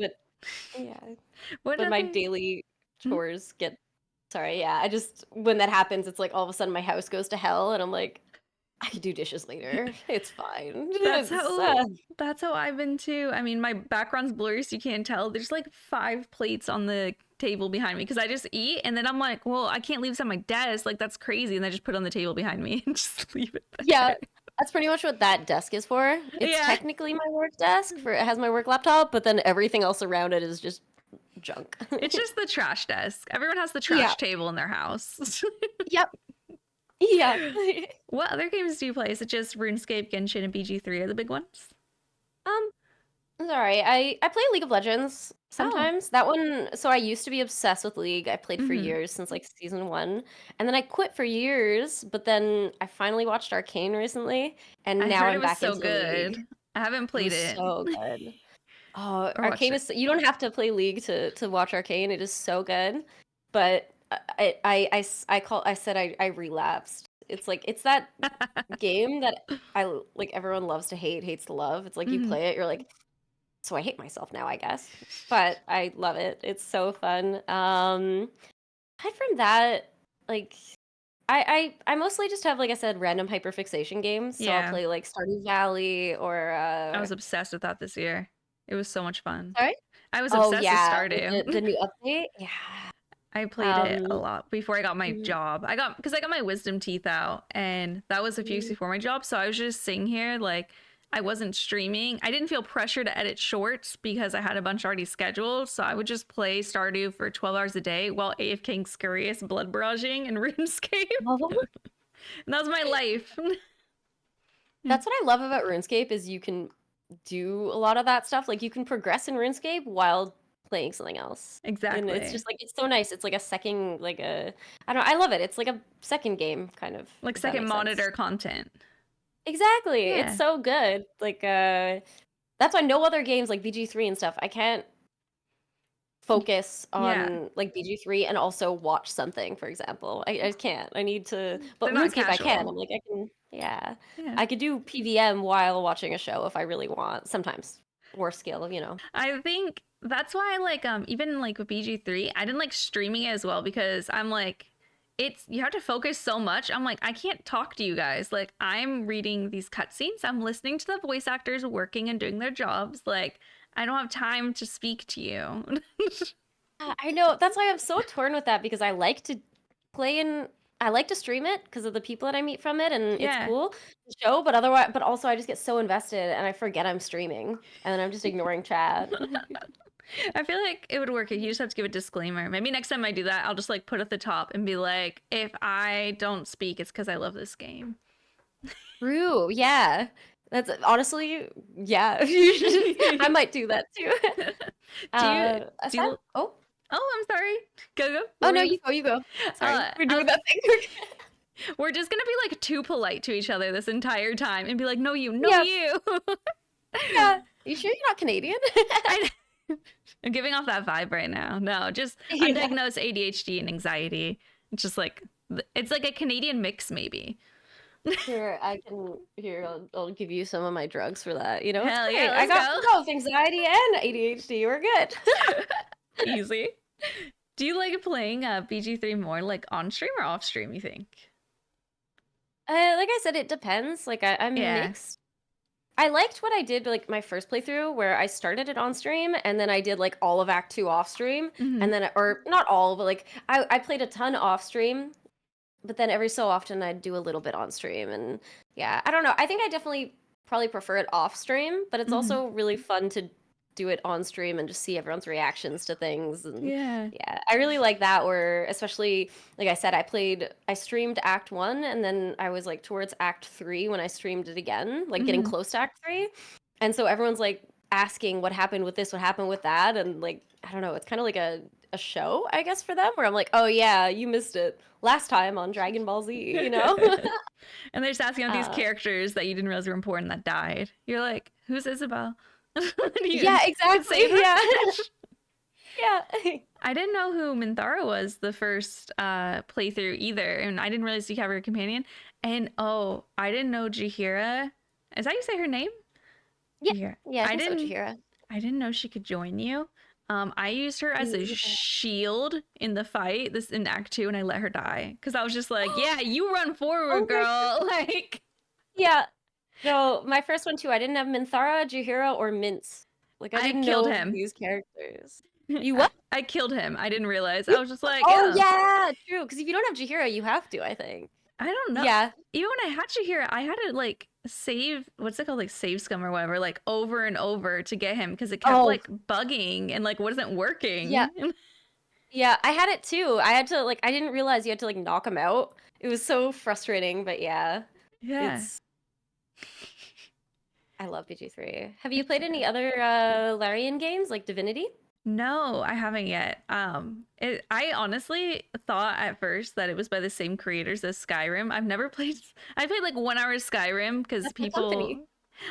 Wait, you Sorry. work for Skyrim? Not well, Yeah, not I for work at Skyrim. Bethesda. Yeah, for Skyrim. Yeah, I work at Bethesda. So I didn't know yeah, that was Skyrim's. Bethesda. Oh wow. Wait, Yeah. no, you're okay. Cause someone from my stream bought it. One of my mods, Ninja, he has a BG3 question for you during the Q&A. But he Oh, like that one, yeah. yeah, he bought that for me, and like him and my other mod will like give me shit all the time for not playing, and I'm like, I just want to play BG3. And then after I finished BG3, I was like, okay, well it's by the same company, so maybe I'll enjoy Skyrim as well. And they're like, it's not the same company, and I was like, wait, what? I do think you would like it though. It's like Skyrim actually it's one of my favorite games, even though I don't play it as much anymore, but I used to. Mhm. And it's the reason I became a fan of Bethesda, and that's why I applied originally years ago because I was such a fan of Skyrim Wow. back in the day. Oh my Yeah. gosh. It is like you have to take into account that it's a lot older than BG3, so That's what it's threw me very off. different, right? Like you have to take into account it's over a decade old now, but Yeah. it is like there's a reason it's that we've made it so many times. We've remade it. So yeah, how, but it's a good game. I would recommend it. It's fun. how long have you worked for Bethesda now? Uh, Honestly, it's getting close to 7 years. It'll be 7 in March, I think. Oh my Yeah. gosh. Wait, would you mind explaining to everyone like your role there and to me a little bit because I kind of remember? Yeah. So, I've changed roles a couple of times. Right now I'm a dev QA analyst. So Mhm. basically it's kind of like it's like a game tester, but it's like there's different types of testers. So it's like a dev Mhm. tester. It's hard to explain, I guess, sort of. It's a lot, but yeah. I started as a dev QA analyst and then I was basically a lead. It had a different name, but I was a lead. I had switched for to an associate producer role for like a year or two, but I really didn't like it. Honestly, like that role, especially like I know we talked about ADHD. Yeah. Being an associate producer, you're in a lot of meetings and Mm, you have to be able to focus through all these meetings. And I just could not do it. So yeah. I really didn't like it and honestly I sucked at it. So last year I went back to dev QA and yeah, so mostly I test like tools and stuff and yeah, I don't know, it's really cool. There's a lot to it. It's hard to explain like like I have an NDA and stuff, right? So Oh it's yeah, yeah. there's only so much I can explain. But yeah, it's cool. You're testing the content and stuff and you get to see the game super early and That's yeah, so you're testing cool. the updates and some of the tools and yeah. Do you like working in like the video game industry? Because I've heard like good and bad. That's fun, but that maybe, well, I guess you wouldn't say because it's your job. I was like, I've heard that they could like not treat you like what you're worth in some of them. Not Bethesda specifically, but other companies. I've heard that. Yeah, that's the thing. There's a lot of known issues in the industry. I've been in the industry for over a decade now. So I Wow. started at basically what I mean, I love working in the industry for Mhm. sure, but it wasn't my intention originally. Originally I was struggling in college, and Montreal's a hub for gaming, and Mhm. so for me, I knew people that worked at basically it's like a third party company that other like dev companies can hire to like contract them to test their games. Oh, cool. And my plan was I'm going to take like a year off college and do that for a little bit, and I ended up loving it. So I was there for a few years and then I worked at a like smaller mobile game company Mhm. and before moving to Bethesda. And there's definitely like, especially QA. Bethesda's amazing for QA, Yeah. or at least dev QA, I will say. But I know generally, like, it is a known issue in the industry where a lot of people like they don't take QA they take QA for granted. Like Oh. it's kind of like a misconception where people think anyone can do QA because like compared to say like programming or something like that, Mhm. you don't have to go to school for it. You know, but there is you need a specific mindset to be QA. Like anyone can do QA, but you not everyone can be good at QA, I guess if that Yeah. makes sense. That's like every job, really. But it Yeah. is You have to yeah, like, exactly. yeah, be good at You, it. Yeah, it's like associate producer work. Like I was not good at it, right? It Yeah. depends. But it is known for that. And then like there are a lot of companies that do like underpay and stuff. Like Mhm. it's known in the industry, like programmers, for example, if you work at a software company, you're gonna make a ton more just by default. Yeah. But it's also gonna be way more boring to do, in my opinion. Yeah, you take the L Um, to enjoy your job yeah. more. Yeah. And then there's also like a lot of companies, they do crunch time, which Mhm. is not ideal. Like it's, there's crunch time is yeah, but there are problems that are being fixed. Like there's a lot of changes in the industry. which is really nice. It just depends where you work, but I do love it, and it's a fun environment. And yeah, I don't know. I love the industry, and I love everyone I work with. So Did you because you're saying you like took a year of school, did you end up going back to school or did you just stay and you're fine? I stayed. I tried to do some courses like at night, and I Mhm. just never really got into it. I never stuck with it, so I kind of just gave up at one point, and I was like, Nice. like I kept telling myself I'd go back, but then I ended up like I worked at a job, like my mobile game job, Hmm. where I'm like, okay, maybe I could make this a career. And my plan still was like maybe I'll like try to get into like IT work or something like Hmm. this. But then I ended up working at Bethesda and I'm like, wait, I can make this a career. That's so cool. Yeah. So I never went back. I am trying to learn programming on the side so I can do automation testing. So I'm trying to learn Oh. Python, but that's a slow like side thing that I'm trying to do Yeah. because yeah, but no, I like it. I mean, I am terrified that AI is coming for all of our jobs, so we'll Yeah. see in the next like 5, 10 years if I have a career still.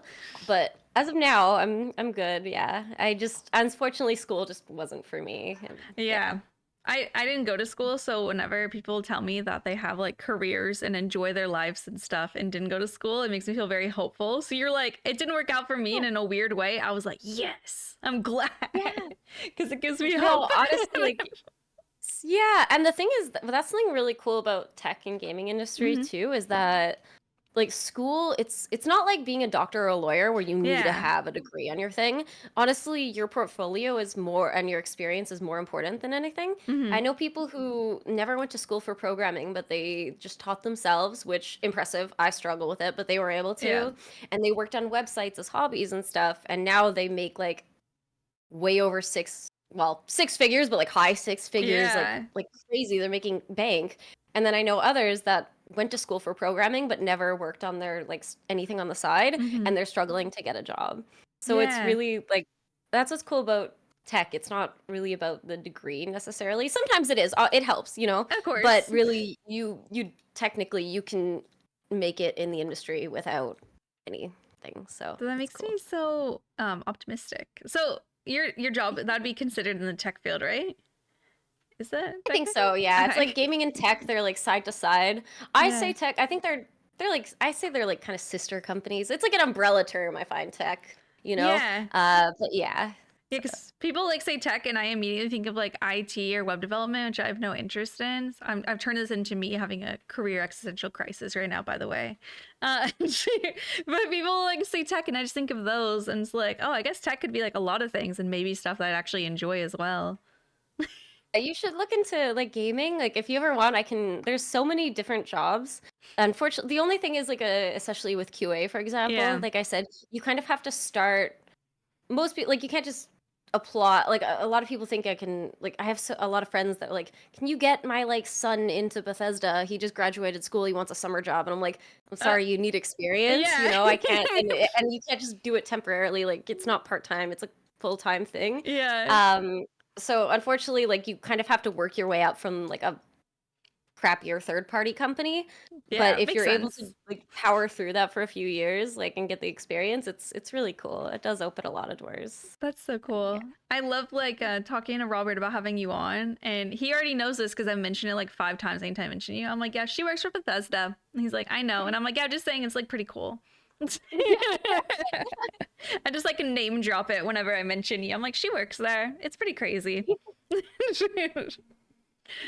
I like all the like the cool. You get like collectible stuff working there, right? Yeah, I Yeah. have my Elder Scrolls from Skyrim behind here. A lot of my other collectibles I leave them at work on my Mhm. desk. So I have like a Fallout helmet, a Doom helmet, and stuff like that. Wow. It's yeah, I got a bunch of cool stuff, but I like to keep them at work mostly. Hmm. But my Elder Scroll, we get that for 5 years, and it's Hmm. really cool. It's like it's from Skyrim, but it's yeah, it's a big Elder Scroll. It's super heavy. It's cool. Do you have like a Yeah. favorite collectible that you've gotten from them? Honestly, I think the Elder The Scroll, Elder I Scroll? think it's just so cool. And yeah, aside from that, honestly, we got one recently for one of our sister companies. They just launched an Indiana Jones game, Hmm. and we got like a globe, like a Oh yeah, This you is sent like a a video of it. school one, but it's Mhm. like Indiana Jones, and it's so cool because it's like magnets, so it has a little plane. You put it on one part of the map, and it opens up, and there's like a notebook inside. I don't know. It's That's so so I know it's kind of fun. dorky, but it's so cool. I think it's probably one of my favorites. No, it's not even dorky at all. I feel like anyone listening, we're all into video games and stuff, so we'd all True, be yeah, like, that's "Oh my true. gosh, Yeah. that's so But no, cool." we get a lot of like goodies like that. It's really cool. It's like it's little things like that that you don't when you're looking for a job, you don't really take it into account, right? Like, Yeah, but it's just nice. You feel appreciated every time you get something like that. Like it's cool that we get the collector's items and stuff. It yeah. feels yeah. I mean, it's like I was saying earlier. Whenever I hear about gaming stuff, I feel like I mostly hear like negative stuff, and then the way that you talk about though, I'm like, she seems really happy. She seems like she likes her job. Yeah, Yeah, no, I really, really do. Like I said, the industry, unfortunately, it's like every industry, there's yeah. things that aren't great, and it varies from company to company and like Hmm. who you work with, you know. But yeah, I don't know. I Would like it. Would you ever work for a Jagex? Probably not. I used to when I was younger, I wanted to. The Yeah. thing is that like I wouldn't want to move to England, and even if they let me do remote work, I'd have to be kind of match their hours. Oh They're yeah. 5 hours ahead, so I'd have to work at like 5 in the morning, and I don't think I'd be able to do it. I wouldn't want to do it. Yeah. There's not many companies I would leave Bethesda for, honestly. Larian is probably one that I think if I ever had to leave Bethesda, Larian is one. Hmm. But even then, like the closest office is in Quebec City, which is a few hours away, Oh. and they're not remote. And I just don't want to move to Quebec City, so yeah. Is there But yeah, anywhere? there's a Mm. sorry? I was just gonna. Is there anywhere that you would move? Because you said you wouldn't want to do England and you wouldn't want to do there. Do you like where you live a lot? No, I don't think so. I used to when I was younger, I really wanted to move to California. Hey. But yeah, and but like I have a lot of friends and family here, and I love Montreal. Honestly, Hmm. Montreal's amazing. So I've kind of realized I don't think I ever want to move away from Montreal. Like Oh wow. the atmosphere here is really it's nice. Like the culture in Montreal is really cool. And like I said, my family's here and I have a bunch of friends. I Yeah. I don't think I'd want to move anymore. Yeah, I've heard And if Canada's I really did, nice. definitely not California. Or at least Yeah, not LA. I hate LA. I can't do it. I feel like the weather difference would kill you. Like it's I don't mind that. Summers oh maybe. Yeah. yeah. I would if I ever win the lottery or get rich or something, I would love to be like we call them snowbirds. Oh It's yeah. like retired people that just go down south in the winter. Then Yeah. I could do it. I'll move to Florida or California every winter. I sure, absolutely. Yeah. But yeah, the I summers are difficult though. no, you would Sorry? it'd be hard. I know Bastilla, I had her on a few weeks ago because she just moved to Canada and she was talking about how like she lives there now, it's her favorite, and she said California is like the least favorite place that she's lived in and stuff. Yeah. She's actually in Montreal. She's in my city. It's so funny. Like we haven't hung out, but it's just like I always forget that like I keep forgetting that she's in my city. I'm like, "Oh my God, I'm gonna run into her one day." It's That's gonna gonna be be so funny. You probably Yeah. will. Oh, cool. Yeah. Yeah, she made it sound very nice there. Whenever I was talking to her, I was about to be like, I'm gonna look up visas, like I'm gonna move to Canada. Like this sounds great. Montreal is like such a cool place to live. It's Hmm. like super I don't know, it's very multicultural, Yeah. but which means it's just interesting. You have the best of like every world basically. I'm not the you know what I mean? I don't know. It's just Yeah. interesting. You can find great food. There's so much to do in the summer at least. And I don't know. I'm a shill for Montreal. I swear they need to pay me. I mean, it's working. Again, I'm just like, I do need to look up visa. The goal is to move to the Netherlands, but why not Canada for Ooh. now? Oh, I didn't know you were trying to move to the Netherlands. That's Yeah, cool. I've been How, trying what to. made Uh, what? uh, sorry. Oh, I I get. was just gonna ask why, like, what makes you choose Oh yeah. Netherlands? So I've always wanted to move overseas. Whenever I was a little baby teenager, I would watch House Hunters International and I would always watch the England episodes. And I was convinced I was gonna move to England. And I started learning French when I was a freshman in high school because I was like, I'm gonna go to France all the time. Quit that. Learning French sucks, by the way. I don't know if you speak some French, right? Yeah, yeah. French That's is the thing. Like hard. you, It is. The genders are like having to know like what gender and stuff it is. But yeah. So that's the Yeah, only thing about living in Montreal. You can go without French, but you is should best know like 'cause French. most people speak both, they're bilingual, but it's definitely easier if you know some French. Yeah. Yeah. Yeah, I used to think I was gonna do that, and then whenever I got older during COVID, or maybe the year before COVID, me and Robert were watching House Hunters International again. I was like, "Would you ever move overseas?" And he was like, "Yeah." And I was like, "Where would you want to move?" And then we were just like talking about different countries, Ooh. and Netherlands really is amazing. So sorry, I yeah. cut you off. I did No, that you're thing. okay. Yeah, I googled and was just like my criteria was what are the happiest places in the world, the safest, and the most progressive. And Amsterdam was like way up on every list. So I was like, Oh, okay, Amsterdam. And yeah. now I've been learning Dutch for almost 3 years now. We visited a couple Ooh. years ago. It's just we'd have to find jobs to sponsor us, which is feels impossible. That is, yeah, it's so hard to find visas for Yeah, that. but maybe someday would be nice. Yeah. Good luck. That's so Thank awesome. you. But yeah, so that's why I'm like, before I used to be like, I'd only want to move to the Netherlands. And now it's seeming a lot harder. So I'm like, I could move somewhere else for now. And then, that's the end game. Yeah. Yeah. Anywhere easier. But you're from Canada, right? Like you just Yep. have always lived there? Yep. Nice. I Yeah, mean, pretty much like born and raised. I'm here. Yeah, this Montreal. Like I haven't moved much. you really, yeah, you do live Montreal. Sorry?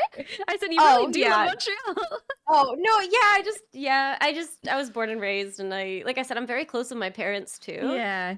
So I don't think I would be able to move away just because it would kill them. Oh. So yeah, Do you have any so siblings? thankfully I like it here. Yeah, right? It would be really awkward if I hated it. And I'm like, damn it, what do I do? Just move and take them with you. Easy. Yeah, exactly. Do you have siblings? Or are you like an only child? I have a half brother, Oh, but nice. he's a lot older. Oh, So gotcha. he's like early 40s. Okay. So he has like his like kids of his own and stuff. Like my oldest niece, she's like almost 17. And it's so weird because like we Oh. talk and we have so much in common now. And I'm like, this is so weird. Oh my God. Like I swear half the time I feel like I have more in common with her than her dad. You probably. Is she into like games and Yeah. stuff too? Not as much, but her boyfriend does, and it's Oh. really funny because he's like they were over for Christmas this year, Mhm. and he's telling me that he's like he ordered his first gaming PC, and he's showing me he Oh, started streaming, so he's showing me his room is set up right now, and it's so funny, it's so cool. that's so So I keep sick. bugging her. I'm like, he's gonna get you into anime and gaming. I'm so excited. He's gonna make you a nerd. That's so cute. I feel like it's I don't know if you feel this way because like I have a niece. The oldest is now like 12, but like it was similar. Like I had a little brother who's like around the same age. He's like 15, and Mhm. as he gets older, because you said like she has like a boyfriend. Did you like also have that epiphany of like your own person? You have like thoughts in a life, and that's really weird because you're still a baby to me. Yeah, exactly. It's like I find the moment they hit 13, it's Mhm. like they switch so quick and you're like, "Whoa. Like, What?" you're Like a I person. was yeah. Like I was buying you like doll houses for Christmas like yesterday. Holy sh Like it's so weird. That's And so then funny. like the legal drinking age here is 18. Oh So my it's gosh, gener weird. yeah. But so I'm just thinking about it, I'm like next year in like a little over a year, she's going to be able to like go to the bars and all this stuff and I'm like that's so weird. That is Ah, so wild to imagine. I'm like, "Oh my God, you're going to be an adult." yeah, that's how I am with my little brother. I'm like, if he, because I mean, he's 15. Obviously, we can't drink here till we're 21. But I'm like, if he like went to a party and got drunk, like that's not weird. That would be like normal. Yeah. And I'm just like, Yeah. I don't like that. That's weird. I know. It's so strange. I'm like, "Oh my God." It's kind of I freaky. don't know. I feel it's so funny because I remember people would have these reactions for us when we were teenagers, right? Be Exactly. like, "You were just a little kid." And now we're that person. Like I'm like, "Oh no, I'm that person." It's like, I was just saying that last night. How I remember when I was a kid, people would be like, "Oh, you're so old. How'd you get so old?" And I'd be like, "Yeah, whatever." And I'm like, yeah, "God damn it, I'm that exactly. person." Yeah. Yeah, exactly. It's so weird. It's hard not to And be. like for me, I'm really it's always funny because I'm very short. I'm only Mhm. 5 foot. So You're so most of my small. nieces and what? I said, you're so small. I didn't realize how short you were. Yeah, but like my nieces and stuff, and my nephew's 9. He's getting close to my height. But then I have other I genuinely have cousins that are 11 and 12, and they're like they tower over me, and I'm like, whoa, that's so weird. This is so strange. That's so funny. I love it. I like that. I like barely asked you about RuneScape, and I was like, "Tell me about cats, and let's talk about BG3." I just I'm sorry. no. I know why we're here. It was never to talk about RuneScape. It was cats and True. BG3. But we'll pretend. We'll pretend for the listeners. What do you like to do? Like PVM, you're like a tobber, right? Or do you like other raids? I love Tob. I Chambers is okay, but if I have to choose, or even TOA, but usually if I get to choose Tob, 100%. I think it's so fun. That's definitely my favorite content in the game. Do you do like regular or hard mode tob? Mostly regular. I mean, lately, honestly, I haven't played much. Oh yeah. I have like 50 hard mode KC. Mhm. Or maybe I think I have more than 50 now. But the thing Okay. is, like, I because I haven't played much, I feel like I can't just jump back into hard mode tops. I like hard mode, but I can only really do it if I have like if I warm up for a few days on regular top, which Yeah. is hard when I'm burnt out on the game. So yeah, so mostly regular. It's just it's interesting, but also chill enough where I don't have to like stress and Yeah.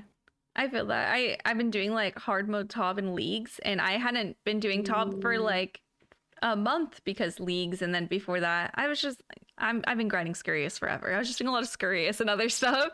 But yeah. I'm getting like fucked up in hard mode top. Even in leagues, like I'm not doing great. It lives up to its name. It really does. It's hard. When you're Yeah. like when you're in the groove of it though, like it gets to be so chill and stuff, but like you haven't done it for a month and you're just like, I don't remember any of these mechanics. Like what is happening? Exactly. Yeah, I'm like, it happens so much where I'm like, okay, let's go do Tob, and then I freeze. I'm like, what do I bring again? Like, I'm Yeah. just like stuck on inventory. Like, the final boss for me is the inventory setup. Like, I forget everything. I have to relearn it all. So The first haul that we did this leagues, I was just like, it's leagues. All I did was bring my range gear that I was wearing. The end. That's all I brought. I didn't even bring weapon switches. I didn't bring any brews. I didn't bring restores, any food. And everyone's like, what are you doing? And I was like, I just was like, it's leagues. I don't know what to bring. yeah. I died a lot. But it was fun. I got carried. We got the KC, so it's fine.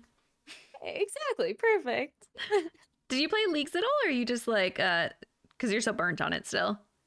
Yeah, but even when I wasn't, I was never able to get into leagues that much. I don't know. I feel like because I work, like I always felt like I was behind on most of my friends that like just stream full time and they do it all. Yeah. And I know it's fun. I've heard such good things. I don't have an interest, I guess. I like to watch other people play it, but I usually if I'm playing RuneScape, I'd rather just like especially because I'm so close to maxing at this point, I'd rather just try to do that and get like PVM on my main, get items, and yeah. I'm like, I hit Rune Rank yesterday, so I'm very torn if I want to switch back to main game.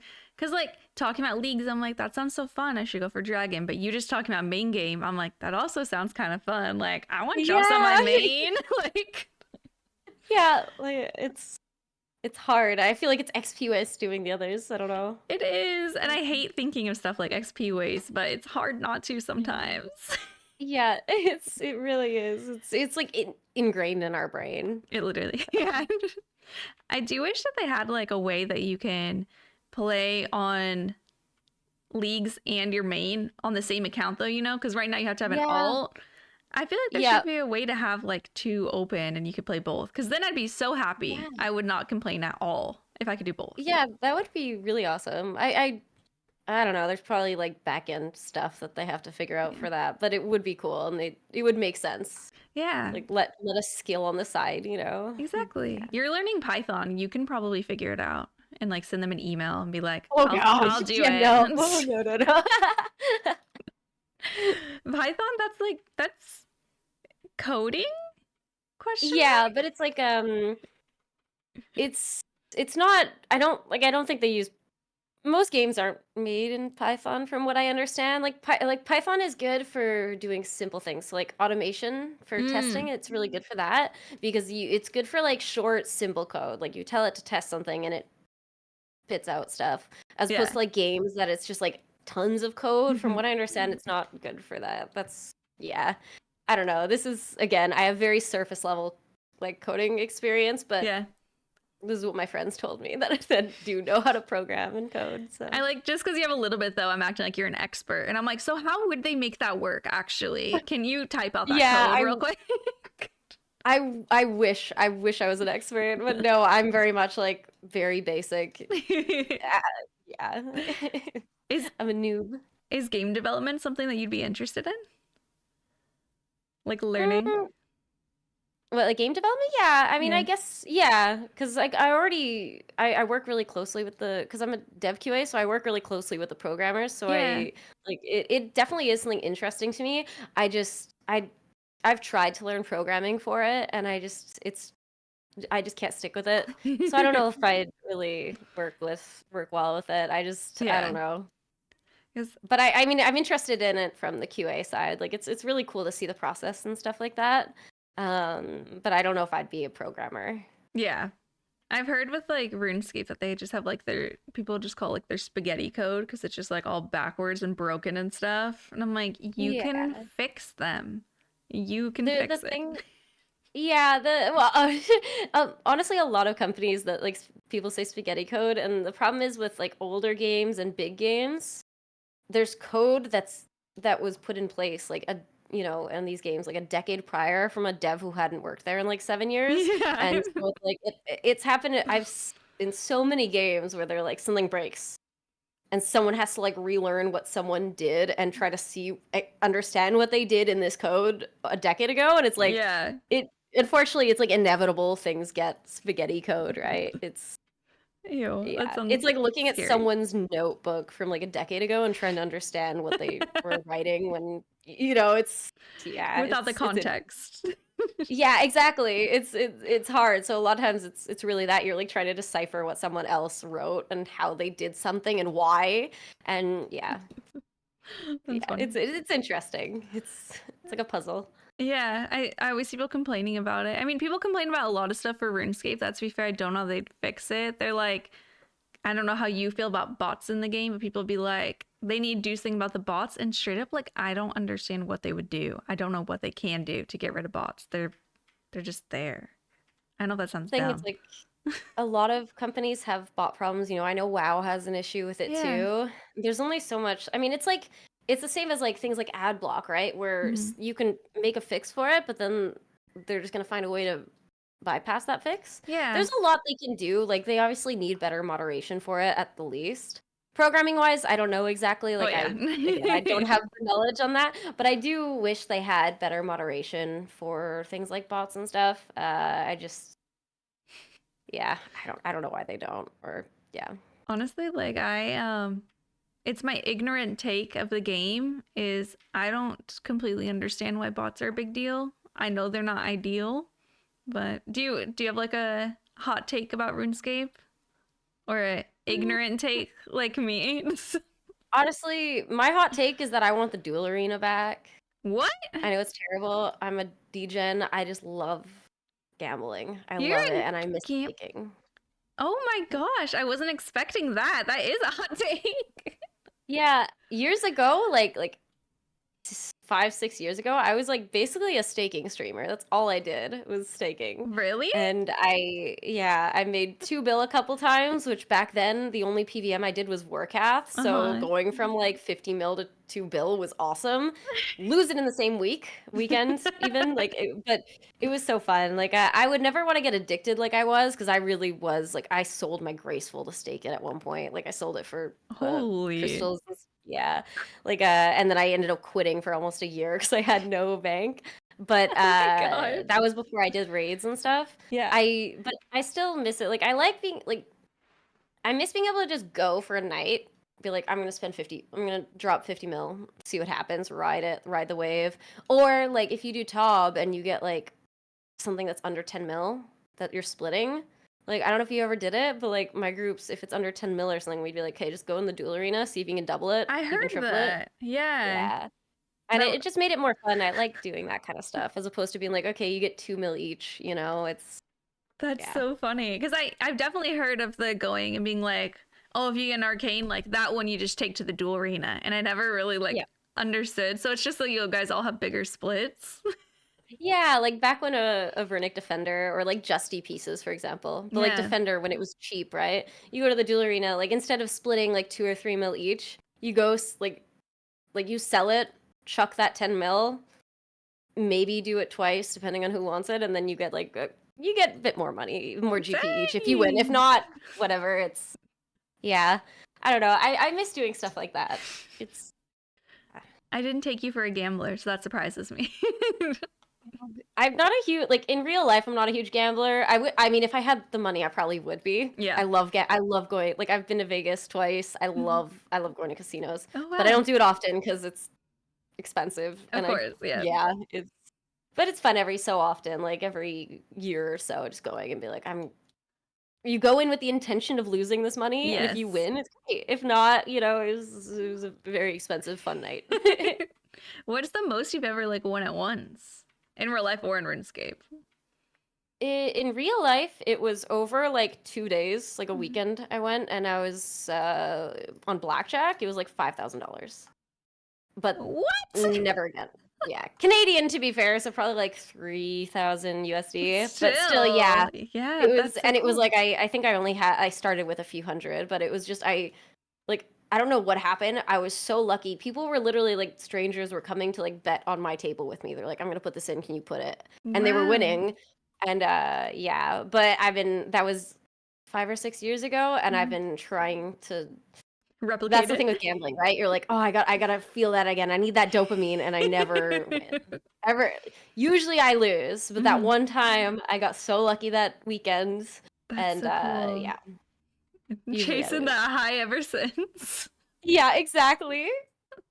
Yeah. I think I've won $100 doing blackjack as well. Blackjack's actually pretty fun, but It is. I love blackjack. yeah, It's I won like $100 in Vegas. So then I was just like, oh, blackjack, like you always win. And then we went to the casino earlier this year and I lost like $30. And I was like, actually, gambling sucks and I hate it and I never want to gamble again. yeah. What's interesting about blackjack too is like a lot of it is kind of math, and there's so much to it. Like Alfie actually taught me a bunch about it back in the day because he basically has the book memorized, so he knows when to, like if the dealer has a number, he knows if you should hit, split, double. Like he knows exactly.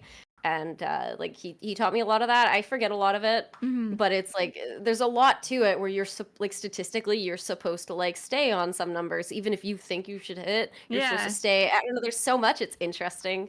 Yeah.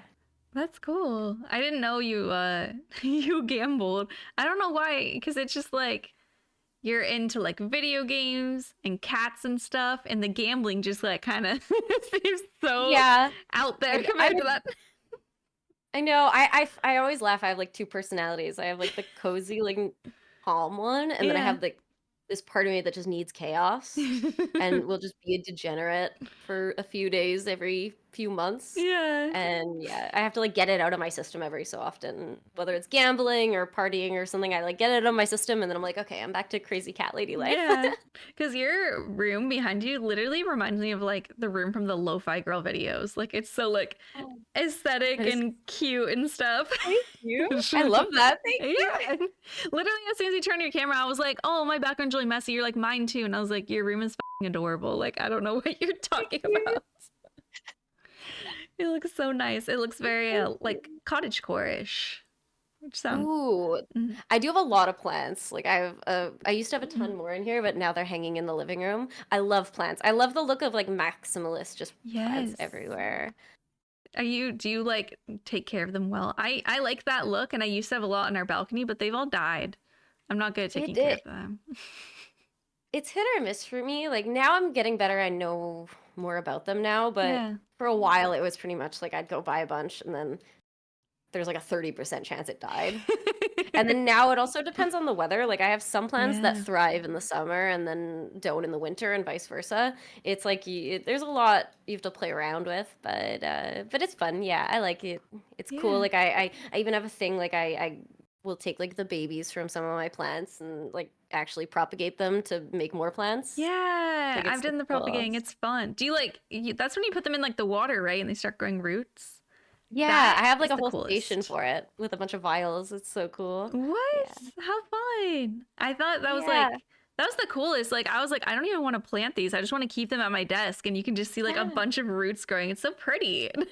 It is. It's so cool. I love it. Wow. You make me want to go get plants. I'm so like I don't have a personality, so I pick up other people's personalities when I have them on the podcast. Now I'm like, should I get plants again? Should I get 4 cats? I'm just gonna copy Should I you now. gamble? Should I go play blackjack? Should I go play Jack? I could probably win like $1,000 right now. She did. I'm a copy. I'm the same though. Like I realize like subconsciously part of my personality changes depending on who I'm with. Yes. And like yeah, I do. I'm the exact same. I do with TV shows too. Like I'll watch a show, and if it's a little more emo, then I'm just like, cool emo girl for the weekend. And I'm like, what the fuck am I doing? Like, why Yeah. can't I just be normal? Yeah, I relate to that. I'm not even the main character in my own life. It's okay. I'm just. Me too. I'm an NPC. I also, yeah, I feel like an NPC. That's it exactly. I'm just walking around waiting to see what like different habits I'm gonna adopt from people next. Yeah. RuneScape again because I keep getting so thrown off. Your your max account, that's or your almost max account. That one is a main account, right? Yeah, I'm a filthy main, Same. unfortunately. But yeah, it's cool. It's like it's technically the same account I had when I was a kid. Like I still log in with a username and stuff. It's so old. I love it. Mine too. I was gonna ask how old it is. What? That's so cool. Oh, yeah, like 2 decades at this point, if probably more. Yeah, it's old. Did you do like a lot of stuff when you were a little kid? Like I don't think I ever left Lumberger Varrock, but I know some people were like doing crazy stuff. I explored, but I wasn't good. Like I remember I used to make money by selling the bananas at Karamja. That was my money making. Like you'd Yeah. fill a crate and you'd sell it for like 25 GP or something. And I remember when I first got my first like 1K GP, I thought I was the richest person ever. Like I was such a noob. Like I just got lost. I didn't know what I was doing. Like yeah. Yeah, you're 1,000. You're like time to gamble it. Back then, definitely not. But yeah, it was the moment I was doing Nightmare Zone to max combat on this just so I could go staking. So yeah, I had like 10 whole mil, but like some people would like I don't know, because I streamed it, and back then people would just like do dono loans kind of thing where you chuck it because they wanted to watch the gambling. You give them it back, and yeah, it was kind of a toxic cycle because people would watch me for staking. Because like back then it was kind of the meta. You'd get way more viewers if you staked, but then they only wanted to watch you stake. So if you did anything else, you'd lose the viewers. But then like a lot of them, like I said, they'd give you like gift chucks or like they'd loan you the like all things like that. Or some people would literally just give GP to stake, and I took it because I was a gambling addict. So yeah, like you want to give me money, GP? Awesome, let's go. Yeah, why not? Yeah, did you do like death matching too, or was it just duel arena was like your jam? Duel arena. I tried to. The thing is, like death matching, I don't have good enough reflexes, so I feel like someone would rush me and I'd die. Like I would get scammed so easily, so I never got into that. I wouldn't chance it. I tried. I would love to learn to PK, but I'm so bad. My reflexes are not there. I can't, so I never really. I used to do like BH a little bit on like a pure back in the day, but I wasn't good at all. But it was like fun. I was trying to learn that, and then they ruined BH. I think it's unruined now, but I don't know. I lost interest in it. So yeah. But yeah, I wish I could PK. I can't. You can still learn. I mean, I forget that it sounds so dumb, but I forget that you can learn things in this game. Like I'll just be like, I can't PK, and someone's like, you could teach yourself, and I'm like, what? The thing is for me with PKing is that like first of all, like especially LMS, there's so many bots. Yeah. So I guess that's my hot take is like if it's a bot that's just skilling, like I still don't like it. I get it, it fucks the economy up. But with LMS, that one I'm like so anti-bot because it's so frustrating because Yeah. I find like when it comes to PVM, I feel like you have that gradual scale to learn. PvP though, it's like you're either going up against a bot that's just going to easily win because it's a bot, or you're going against someone who's been PKing for like 10, 20 years. And it's hard as like a noob who has like to learn and get into it because like my reflexes aren't there. I don't know when to like switch, when to like, you know, spec, all this. And it's just hard to learn when I'm just getting like immediately, like I'm just getting destroyed immediately, right? From either a really good PKer or a bot. Yeah. So I'm too impatient. I get too frustrated and I'm gonna go like if I want to get frustrated like that on a PvP game, I'm just gonna go play League, you know? Like, I think that's fair. There's not really like beginner ways to learn PKing in this game. I know they do like Deadman mode, but I don't know. I mean, did you ever try Deadman? I did like Deadman, but usually I would just skill on it and then give my GP away or something. Like I do like Deadman mode, it's fun. But even then it's like the actual like trying to switch, it's like by the time like I trying to just switch my gear, I'm gonna get one shot. I'm gonna get killed with like yeah. Yeah, it's hard to learn. It's a very steep learning curve, and there really is no way to casually learn it. There's not, because what are you gonna do? Just like get a bunch of other noobs who like volunteer to fight you? Because it's not. Yeah, it's hard. Like that is fun. Like I've definitely gone against people who are trying to learn, and that's fun. Yeah. The problem is, it's just there's not enough PKers anymore, or people that want to learn. So I feel like that's the biggest problem, is just that not many people want to do PKing, and even PKers, a lot of them don't PK much anymore, as much because it's yeah, I don't Dead know. content. There's a bunch of drama with Jagex and PKing, right? It's the thing. So, but it's just there's just not enough people that are wanting to learn, so it's hard for any learners. It's like an endless cycle, right? Yeah. You want to learn, but there's no learners to learn, so then you're not learning, and then no one's learning because of the same exact issue. Yeah, exactly. Yeah. Do you think the game would be better or worse if they just like removed PKing? I think it would be worse. Okay. I mean, back in the day, right, they essentially did, like, I don't know if you remember back when we were, like, teenagers, they had PvP worlds, but they changed the wildy to not be... Oh. Like, yeah, I forget exactly what it was, but they tried some stuff like that, and it really, even, I don't know, like, for me, even if I don't PK, I like that the wildy is the wildy. Like, I go there, and that's PKing thing. I don't think it would be good if they removed it. I don't know. Okay, that's like maybe I'm like very. I feel like no, that's like a nice way of thinking about it, because most people are like, yeah, I don't want to get PK'd, remove it, and I'm just like, well, like then just don't go in the wild. I don't know. I just for me, there are other games that have PvP only servers and then PVM only servers. Like if you really want, go play those. But for me, it's like we're playing old school RuneScape. I don't want them to change something like that, right? Yeah. Like that's a huge part of old school RuneScape. And when they did change it, it's like EOC, right? It was, to me, I wouldn't want them to. It's okay. Yeah. The only thing that I don't like is, I mean, obviously I don't like getting PK'd, but what I wouldn't be mad about them removing is like, you know, when a clan comes and gets you, there's like 5 people just ganging up on you and you're like, okay. Yeah, that's fair. I mean, yeah, there's a lot of issues with the Willy, right? And they've changed it and stuff, and like it's not even just for PVMer, like PVMers. Like I said, there's a lot of issues that PKers have. I don't remember enough about it or know enough to like speak on it. Like it definitely is frustrating. Like when I was going for 99 prayer, you know, I would get like a huge like clan would come and like kill me for my like 10 bones left. And like half the time, because I would use like bulwark and stuff, so I would literally just put like I'd pray against them and just rush my bones. I'd be like spam clicking the bones and like and half the time I managed to finish my inventory before they'd kill me. That's so funny. Like yeah, but it's like it's annoying, but also it's high risk, high reward, right? Like you get the better that XP. altar is so exactly. So like to me, I like it, I guess, even if I'm not a PKer. Yeah. Well, and if I get salty sometimes, I'm like, this fucking little piece of shit. How dare you PK me? But then I'm happy it exists. Do you ever like talk to PKers when they're getting you? Not usually, just because I know, like, They can be not really. crazy. I'll just be like, usually I'll just say something silly. Like, Mm-hmm. I don't know, I'll put like a sad face or something. Like, please don't, please no. Please.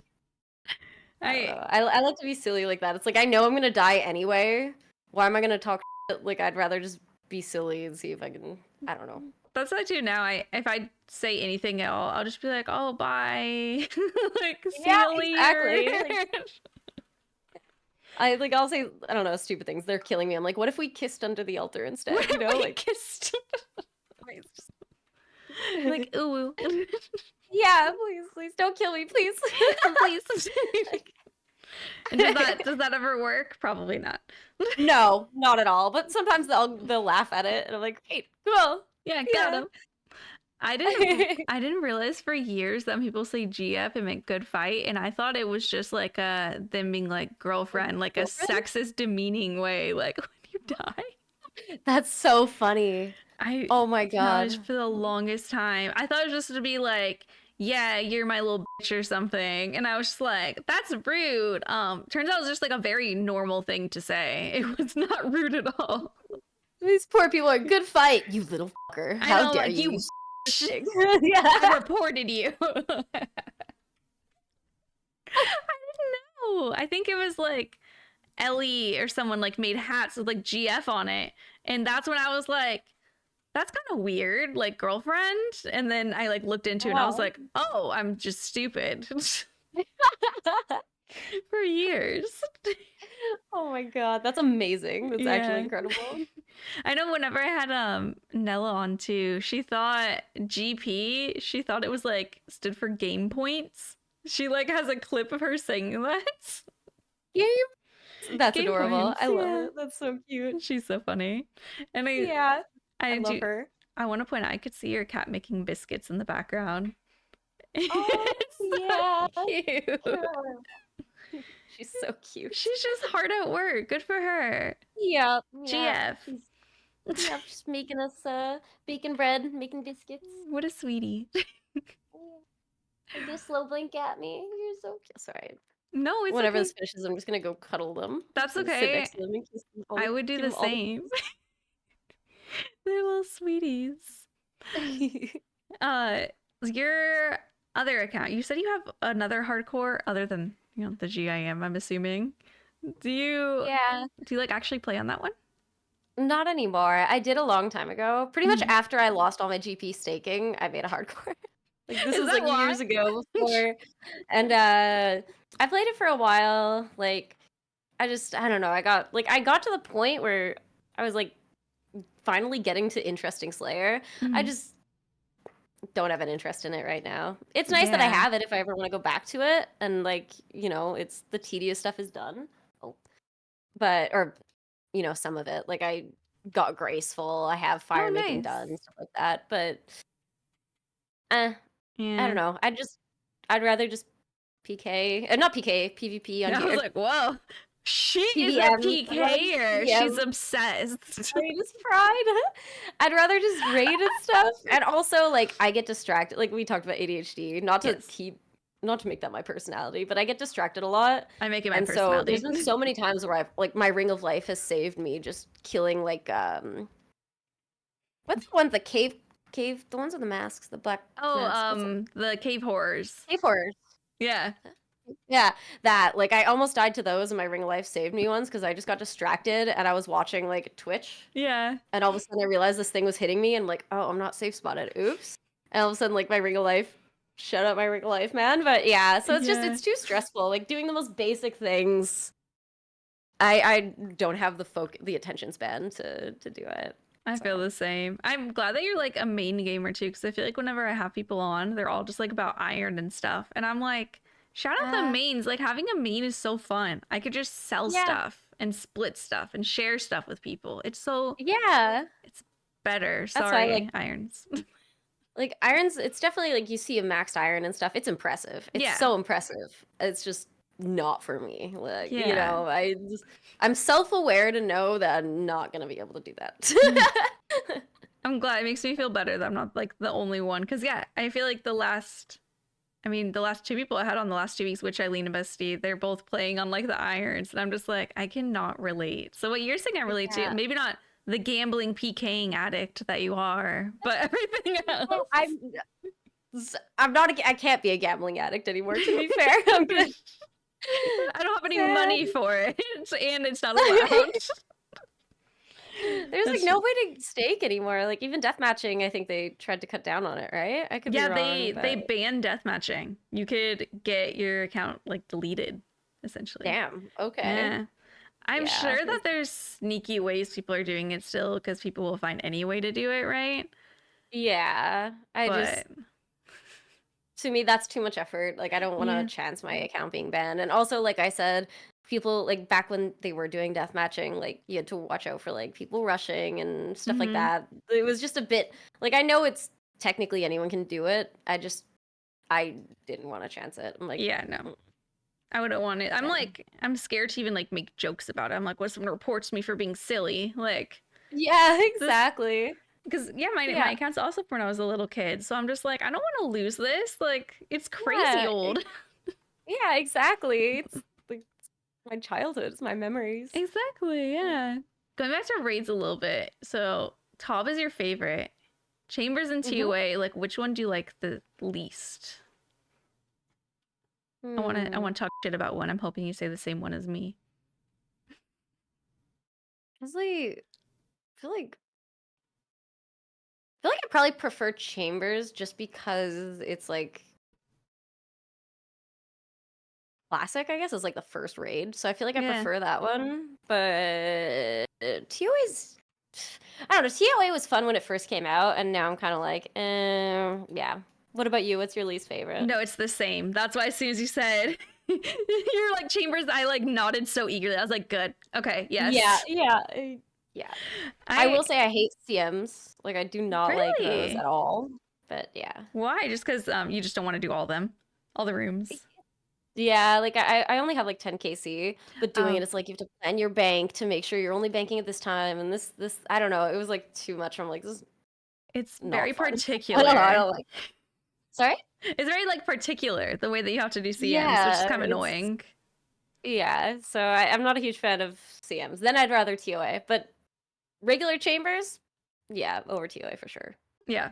I don't know what it is about TOA, because I felt the same whenever I first came out. Like, I was having so much fun. I got like 500 KC or something. I got all the drops except for the Shadow, all the pet transmogs, and the Fang kit. And now I'm like, people ask me to go, and I'm like, that's fucking gross. Like, don't ask me to go there.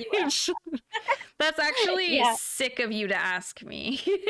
Yeah, it really is. Yeah, I don't know. I don't know what changed. The vibes are off. Taub, ride or die, I guess. Like, Have you always liked Taub? Yeah. I love Taub. It was a nightmare to learn it at first, but now I love Taub. It's so fun. Yeah, I hate it when I was learning. People would have to bribe me to go. I had 50 KC until I started liking it, and I despised it. I'd be like, I guess we'll go here. And now I'm like, why don't you guys ever want to Taub with me? No one wants to Taub. I want to Taub. I know. I don't know. It's still my favorite content when I do PBM. When I actually do play this game. If you ever log in and you're not doing skilling, we should go and do a Taub. That'd be fun. I'm so down. Yes, absolutely. I'm so down. Okay, cool. I was going to ask about streaming. When did you start streaming? What made you start? Good question. I think technically the first time I ever streamed, I streamed Life is Strange.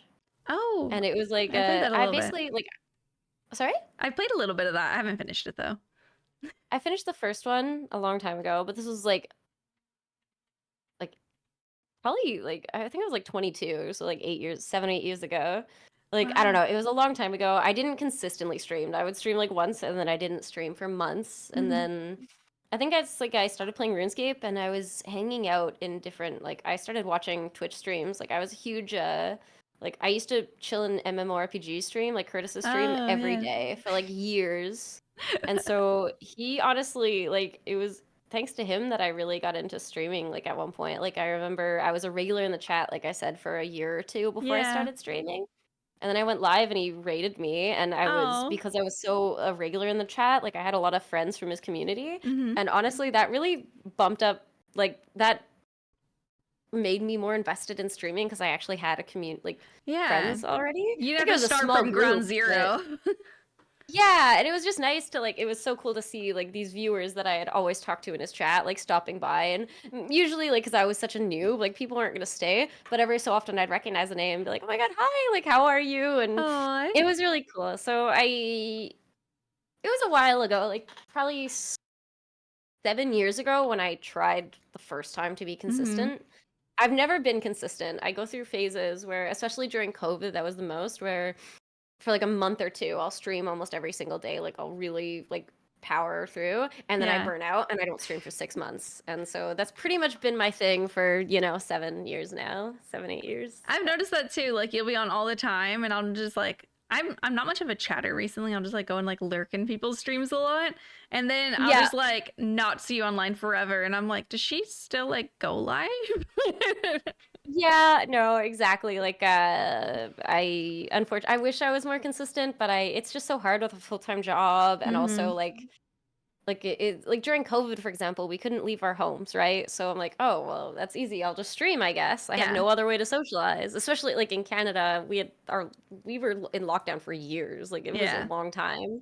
And so it was like all I could do. So then it made sense. But now it's like if friends are going out on a Friday night, I'm like, I want to stream, I want to hang out with my chat, but also I want to go like interact with humans in real life and stuff. So yeah, I don't know. I've kind of accepted like I stream as a hobby. I've accepted that's pretty much how it is. I don't want to force myself to stream and make it feel like a second job anymore. So that's something that changed a lot for me whenever I like got my full-time job, and I don't feel obligated to stream. And sometimes now I'll just be like, I'm not streaming tonight because I'm gonna go do something in real life. Whereas before I'd be like, I have to be home by 8 p.m. Like I have to go live. It's exactly. It's way less stress. A lot more fun. Yeah. It's like streaming is actually way more fun when you do that and you're not stressed about being like, oh, I gotta get this many subs and this and that. It's like I have to do this content in RuneScape or I'm not gonna get the viewers. It's like that part especially. Now I'm just like, I'm just gonna kill Scurious if I have 12 viewers. I'm not gonna look. It's fine. like exactly. So it's still it's like you were saying earlier, like it's still kind of like ingrained in you a little bit to care and be like, am I doing something wrong? But I try not to look or think about it. Yeah, exactly. Me too. That's why I try to hide it. And if I ever accidentally look over, I'm like, no. I just keep it close. I used to always keep my stream up, so I'd like just be like lurking in my own stream basically, and it was probably not good for the mental. If the stream was popping that day, or if I got raided, I'd be like, this is so sick. But like on a normal day, like people have plans in real life, it's a Friday night, I'd be like, I wish I didn't know this. like. Yeah, exactly. It's like, you see I don't know about you, but it's so natural, right? Say you have like 30 viewers, it's gonna drop like 2-3 viewers. It'll go from like 20 to 40, right? Yeah. And every so often you see it drops like 1 or 2 people, and most likely it's just someone who checked in and then switched streams or whatever. Maybe they had to go, who cares? Like little things. But it's like in the back of my mind, I'm like, oh, did I say something wrong? Did I do something? I God, upset this person. What made that person leave? Yeah, and it's like, realistically, it's not that deep. Yeah. But like I bounce from streams all the time, but it's like, it's just in my head. I'm like, you did something. You're an annoying piece of crap, right? Everyone hates you. Yeah, exactly. I feel that exactly, because it's I've been having, since doing like the casual, I'm having like a lot less consistent viewers, because I would stream until like midnight or 2 a.m. and I would stream till 9:30 p.m. and then I go to sleep. Yeah, exactly. You have to be nice to yourself and remind yourself, like, a lot of those people that would come and hang out are not even home from their jobs right now. It's not like everyone despises you. It's just everyone else has stuff going on too. Yeah. Okay, we just took a brief break, but we could go ahead and move on to our Q&A if you're ready. Yes. Okay. Yeah. First question is going to be from Evercore from Discord. Would you trust Jagex with complete autonomy over game updates for 1 year without a shred of feedback or community input? No. No. That was a quick answer. Yeah, no, I absolutely not. I mean, we know what happened last time, EOC. Do you think they do something like that Also, again, though? I feel like they must have learned their lesson. the thing is, the people, I think like some of the devs might. The problem is that if you do that, like a lot of companies, a lot of the decisions are made by higher ups, right? And Yes. these are like higher ups that might, like a lot of times, like I'm not talking about just Jagex, just in general. Like we've seen it with so many games. These higher ups make decisions that the players hate, Yeah. and it's just because they don't really understand it. And I feel like that would happen.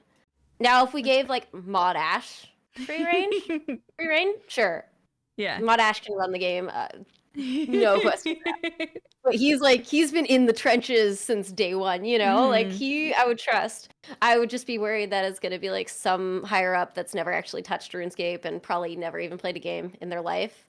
And it's especially nowadays, I could see it like they pay to win. They would try to like I could see microtransactions and someone stuff. trying to turn it in, yeah, to microtransaction stuff again. And yeah, I wouldn't. I think that also just with RuneScape, that's something that's so unique about old school is that we get to vote on things, except for like quality of life and stuff like that. But new content, the fact that we get to vote, obviously there's issues with that too. Yeah. Like sometimes.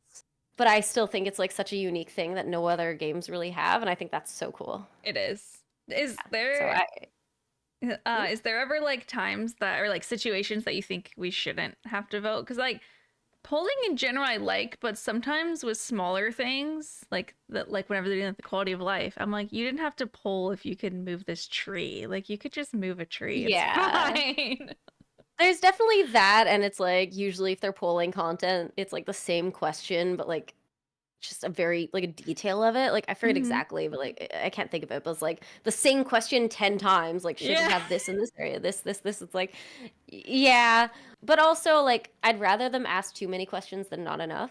That's fair. I I do wish polling had a bit more requirements for some things. Like I feel like if they're making a change for say chambers, I feel like you should have to have a minimum KC to be able to vote on it, or That's like fair. TOB and stuff. Yeah. I feel like there should be that for different things, like Yeah. like even LMS, like PKing, like for example, I don't know how they would do it for PKing except for LMS plays. Yeah. But I feel like all this kind of stuff, like there should be more. I know there's like you need to have a minimum level to vote and stuff, I think, or like you have to have a few days of playtime, something like that. But I feel like they need more specific like requirements for requirements. Yeah. different types of voting. Just because I do find like some people are gonna like that have never done chambers in their life, they're gonna ask for something that like they're gonna vote for something that other people They know like that nothing people about. actually do it. Yeah, exactly. And Yeah. so it's I can't even think of an example anymore, but I know it's happened a few times where I'm like, this is gonna fail because of like This someone who's random never played. person. Yeah. Yeah, whenever it's like questions that I don't know about, I mean, if this is just a PSA, you can literally click skip question. If you don't know about it, just click skip. Don't guess what people want. I do that PKing because I used to guess and be like, PKers probably love this. And then I'd vote and then like I'd look at Reddit and they're like, everyone vote no. And I'm like, oh, I'm not gonna pretend I know what you guys want. That's why, like, if I see like my PK friends say that they really want something, I'll vote yes just for them. Yeah. Like, usually, like if it's something in the wildy, like it doesn't affect me. I'm a PVMer. Yeah. So I'll vote for that. Like I hate the idea that some people like just out of spite because they hate PKers, they vote no to everything for them. It's like, dude, yeah, let them have their thing, That's But annoying.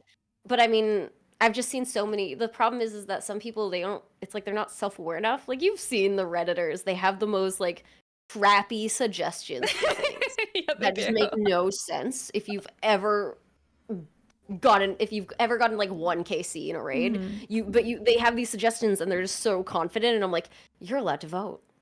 You can vote. Oh my god. It's like it's insane. And so it's those. It's not the people that are self-aware enough to be like, I don't know this content, because then you can skip.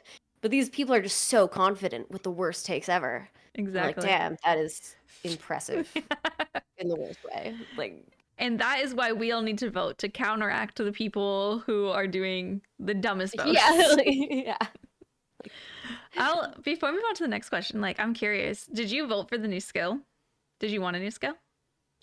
I voted no. I I voted no, and then yeah, I'm not sure how I feel about it. How are you about it? Did you I vote for it? I voted yes. I wanted it to be shamanism though. Like I was okay with any of the skill ideas, so I think I put any of them, and I didn't realize how the poll was gonna work. I Mm-hmm. didn't realize that that was like the final vote. Otherwise, I would have just voted shamanism. But I voted all. So sailing, I think it'll be fun, but it's not the I was most I just interested in.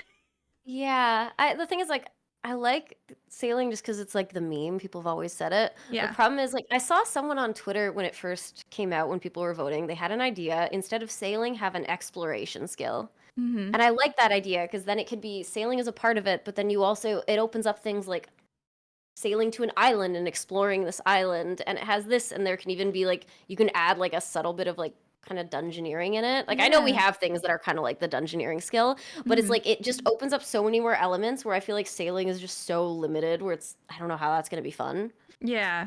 But I so I can see wish that. they did that. Like, I wasn't a fan of either of the three options. I would Mm-hmm. have preferred something more, like I said, like I forget who it was that originally suggested an exploration skill, but I was like, that's amazing. Yes, That would have please. been But fun. I mean there'll be some yeah. exploring with sailing, but I didn't like that it kind of just felt like sailing won because it was a meme.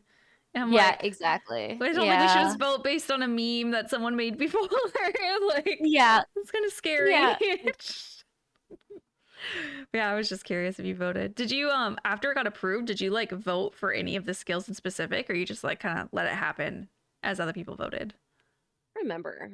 I'm Okay. gonna be honest, I don't vote that often because I always Hmm. forget because I don't play consistently right lately. I That's don't okay. remember if I voted. Okay. I don't Probably not remember. then. Yeah, I probably skipped it because I Yeah. really like if it's something that I really like, I know the vote's happening, I'm passionate about it, then I vote. But Yeah. this one, I was just so iffy on everything that I'm like, Hmm. I'm just gonna let other people decide this for me. That's fair. That's kind of why I voted for all Yeah. of them because I was just like, I don't have super strong feelings. It wasn't until after sailing one that I realized, oh, maybe I do have strong feelings and I didn't want sailing. But I'll probably like it. It's fine. Yeah, hopefully. I don't know. We'll see. Yeah, I don't know. Next question. We'll do from Fem Eats Greats. Fem asked about your witchy potion hobbies, if you could tell us about that. Which I still need to try this. You sent me a video on it. I haven't done it yet, but I Yes. want to. So, the ones that I think Fem was talking about, those are from my Halloween costume, but I am very much like so I'm very interested in like Wicca and paganism. I don't believe in witchcraft. Like, I'm very much a skeptic. I don't believe in any religion really, Yeah. but I do like the a lot of the beliefs of Wicca when it comes to just nature and energy. And I also like there's studies that show that placebos still can impact people. Yeah. So I do a lot of these like spell jars, I guess, and like using herbs and crystals and stuff, even though I know like they don't work. But it's like almost like it's a meditative thing for me. It's like Yeah. therapeutic where I like it's really like meditation for me where I'm making these things and it's kind of like an arts and crafts Mm-hmm. where I'm using this stuff and I'm making these like potions, I guess. And so and then they look pretty and I'm like, great. And now I get the, best case scenario, I find out I'm Harry Potter. Great. Worst case, it's a pretty placebo. And I'm like, Yeah. that's awesome, and it's like I said, it's meditative to me. But I do like doing potions, just decorative potions for like Halloween. Like I was a dark elf, so I made my health one. So And then if cool. you shake it, turns purple. Oh And my it's god. so pretty.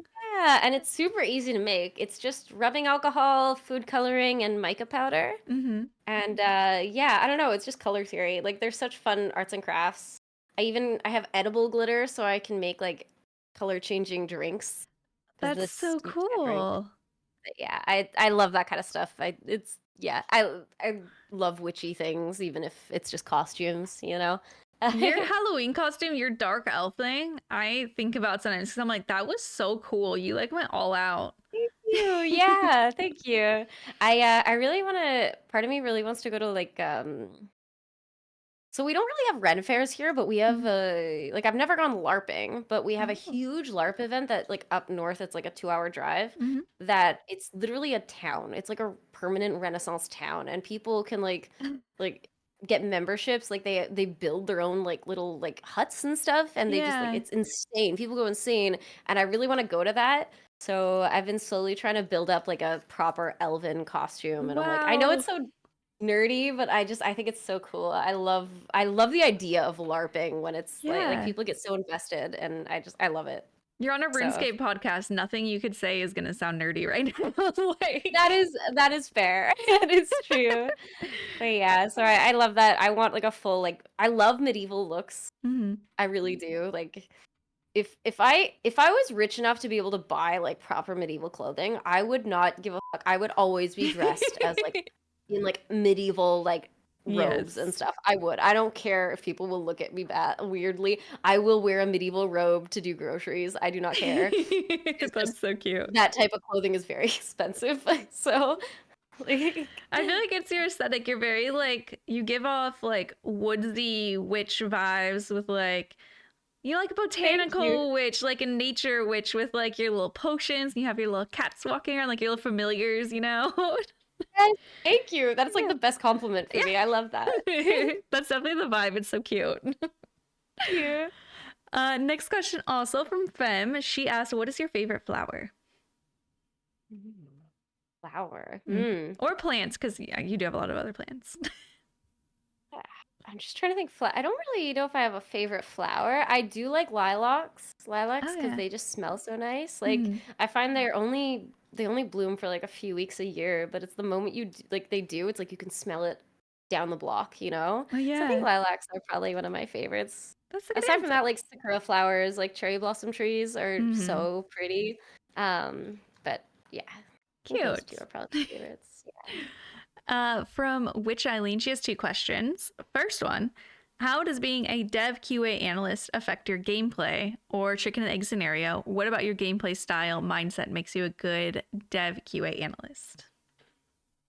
But the thing is, like, a lot of people think that like they think that dev QA and like playtesters, like a lot of people think you have like they don't realize that playtesting is different. So I've worked at some companies where you actually need to be good at the game, and they need playtesters to be able to see like to balance things and stuff. Mhm. As a dev QA, I feel like a lot of times like you do need that too, but you can be a good dev QA and not actually like be necessarily good at the game, Mhm. depending like League of Legends, you know, they're like you don't have to be challenger to be a good QA. Yeah. You have to be high ranked to be a good playtester for that kind of stuff, but for dev QA it's a lot more analytical, and so you need to be able to like have an eye to know things like yeah, what is something that might break. You have to be able to know like, okay, this is the change the dev made, and be like, okay, I could see that affecting like this mechanic or this, and Yeah. check that. And you also need to know things like compatibility. So like if you're working on a mobile game, you need to be able to know to check like high end devices, low end, what resolutions, and it's a lot of that. It's more like analytical in that way, and you get more creative. I don't find it necessarily affected my gameplay. It definitely changed how I look at games though, because Mhm. now I look at games and it's like immediately if I see like Baldur's Gate 3, every time I'm playing, I'm like, that must have been hell to test. Because there's Yeah. so many outcomes that can happen and Mhm. so many edge cases. And I'm Mhm. like, that is like, so every time I'm playing, that's all I'm thinking of. I'm like, how did they test this? Like, that Yeah. must have taken forever. And like, there must have been and I'm like imagining what bugs might have happened and stuff like this. Yeah, so it's stuff like that, and it definitely affected me in that way where I think more about like I start thinking about the development process a lot more. Does it make you But like gameplay appreciate wise, more? I'm still trash at video games, so you know that never really changed, unfortunately. I wish it did, but it did not. Yeah. Do you like appreciate games more now, you'd say, than before you started doing it? Definitely. Like, Yeah. especially, you know, like you see it all the time where people that don't know about the industry, they're like, I see it all the time on Reddit, for example, where some game will come out with like a new skin, for example. Mhm. Like I remember I used to see all the time on Reddit, like for League, where a new skin would come out for a champion, and they're like, "Oh my God, why are they making skins when there's this bug in the game with this That's champion?" all the time with And it's RuneScape like, stuff, and I'm like, that's a completely yeah, different topic. Yeah, it's a completely different team, and like a Mm-hmm. lot of people like they think you can just put like 100 people, like 100 programmers together in a room and they could just fix everything at once, and that's just not how it works. There's like Yeah. a pipeline where everything relies on something else, and it's like you like that's just impossible. It's not, you can't just throw more people at something and have it fixed. And you Mm-hmm. can't, and like the skin example, like you can't just put an artist to fix a programming bug, right?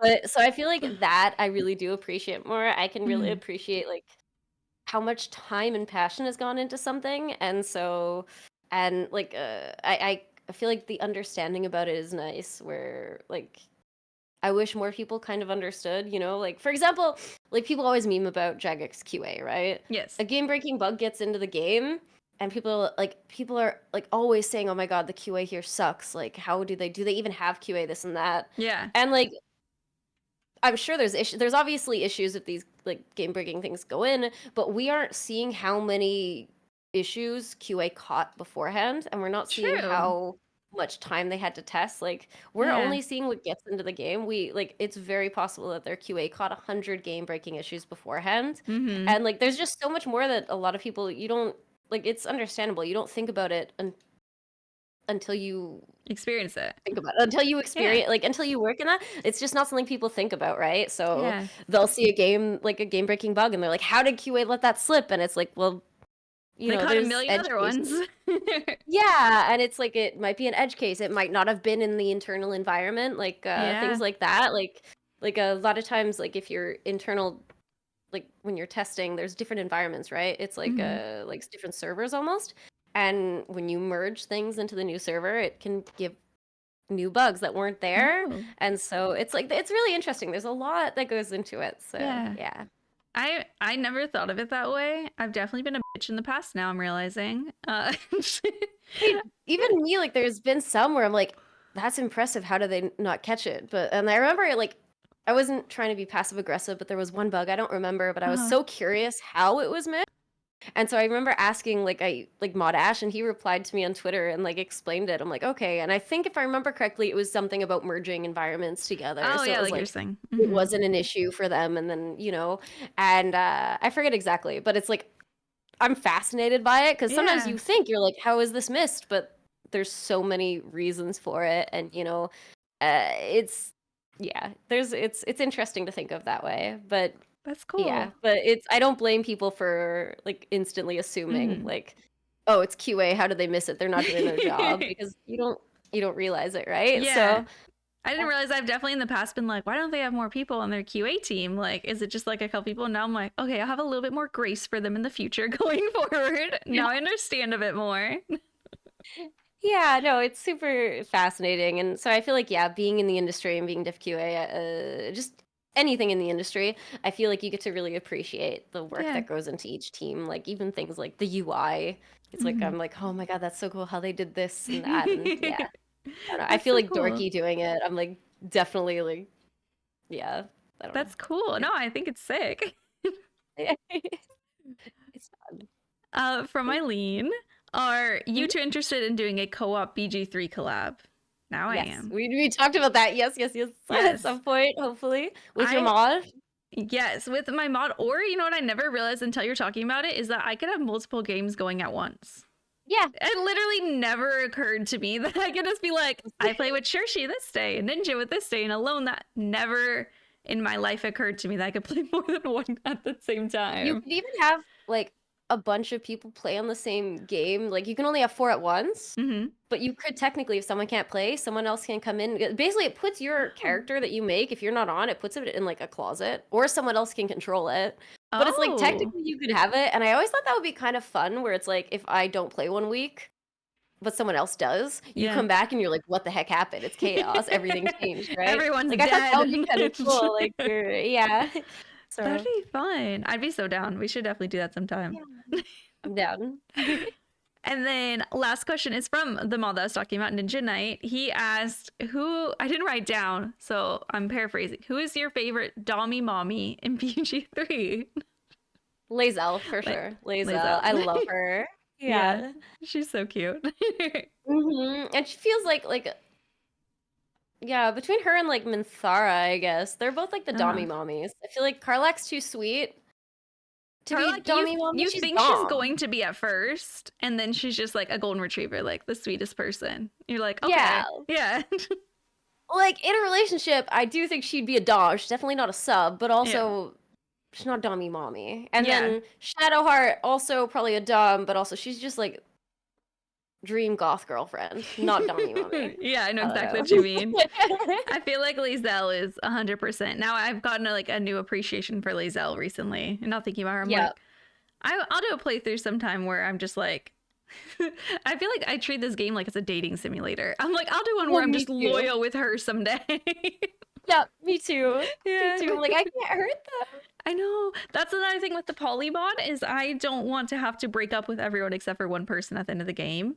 Because the voice actors are so good. You don't have to? No, I definitely had it at the camp where they were all like you can choose an thing, but if I remember correctly, I still had like a happy ending with with all of them. It was a little weird. It didn't really make sense lore-wise all the time, but yeah. I was good, yeah. Yeah, I was curious with the end. I was like, is it gonna make me like choose who I have to go with at the end? Because like I didn't know how the cutscenes would work. But that's okay. I can't remember if they gave like back-to-back cutscenes or not. I can't remember. I remember it like it was nice. It wasn't too depressing. You didn't have to break up with anyone. Good, because yeah, the voice actors are too good. Like they got me feeling so sad. I'm such a Neil fangirl. Like I follow so many of them online, but like Neil, the guy that plays the Astarion, Neil Newman, like I'm such a fangirl for him. I love him. He's such a king. That's so cute. But that's it for our Q&A. Is there anything else you wanted to add before I have you say your socials for us? No, I think that's pretty much it. Thank you so much for having me on. Yeah, thanks for joining. And it was cool to like actually hang out. Like we just talk in our little hardcore chat. Group Iron Man. That's not a group Iron Man. Yeah, basically. I love it. Would you like to say all your social media so people could follow you? Sure. Chershi on pretty much everything. Or Chershipie. Just Chershi. You'll find me on Twitter and Twitch. And Bluesky, I think, is Chershipie because Chershi was taken. But yeah, they're all there. They're all linked in a link tree and stuff. So yeah. I'll put them in the description too for you. Oh, thank you. Yeah. But thank you. Yeah, that's pretty much it. Cool. All right. Well, thank you so much for joining. I appreciate it. And thank you guys all for listening as well. And yeah, thank you all for the question. Oh, sorry. Thank you for the questions. You're okay. All right. Thank you so much and have a great rest of your day. And I'll talk to you later. Bye. Thank you so much again.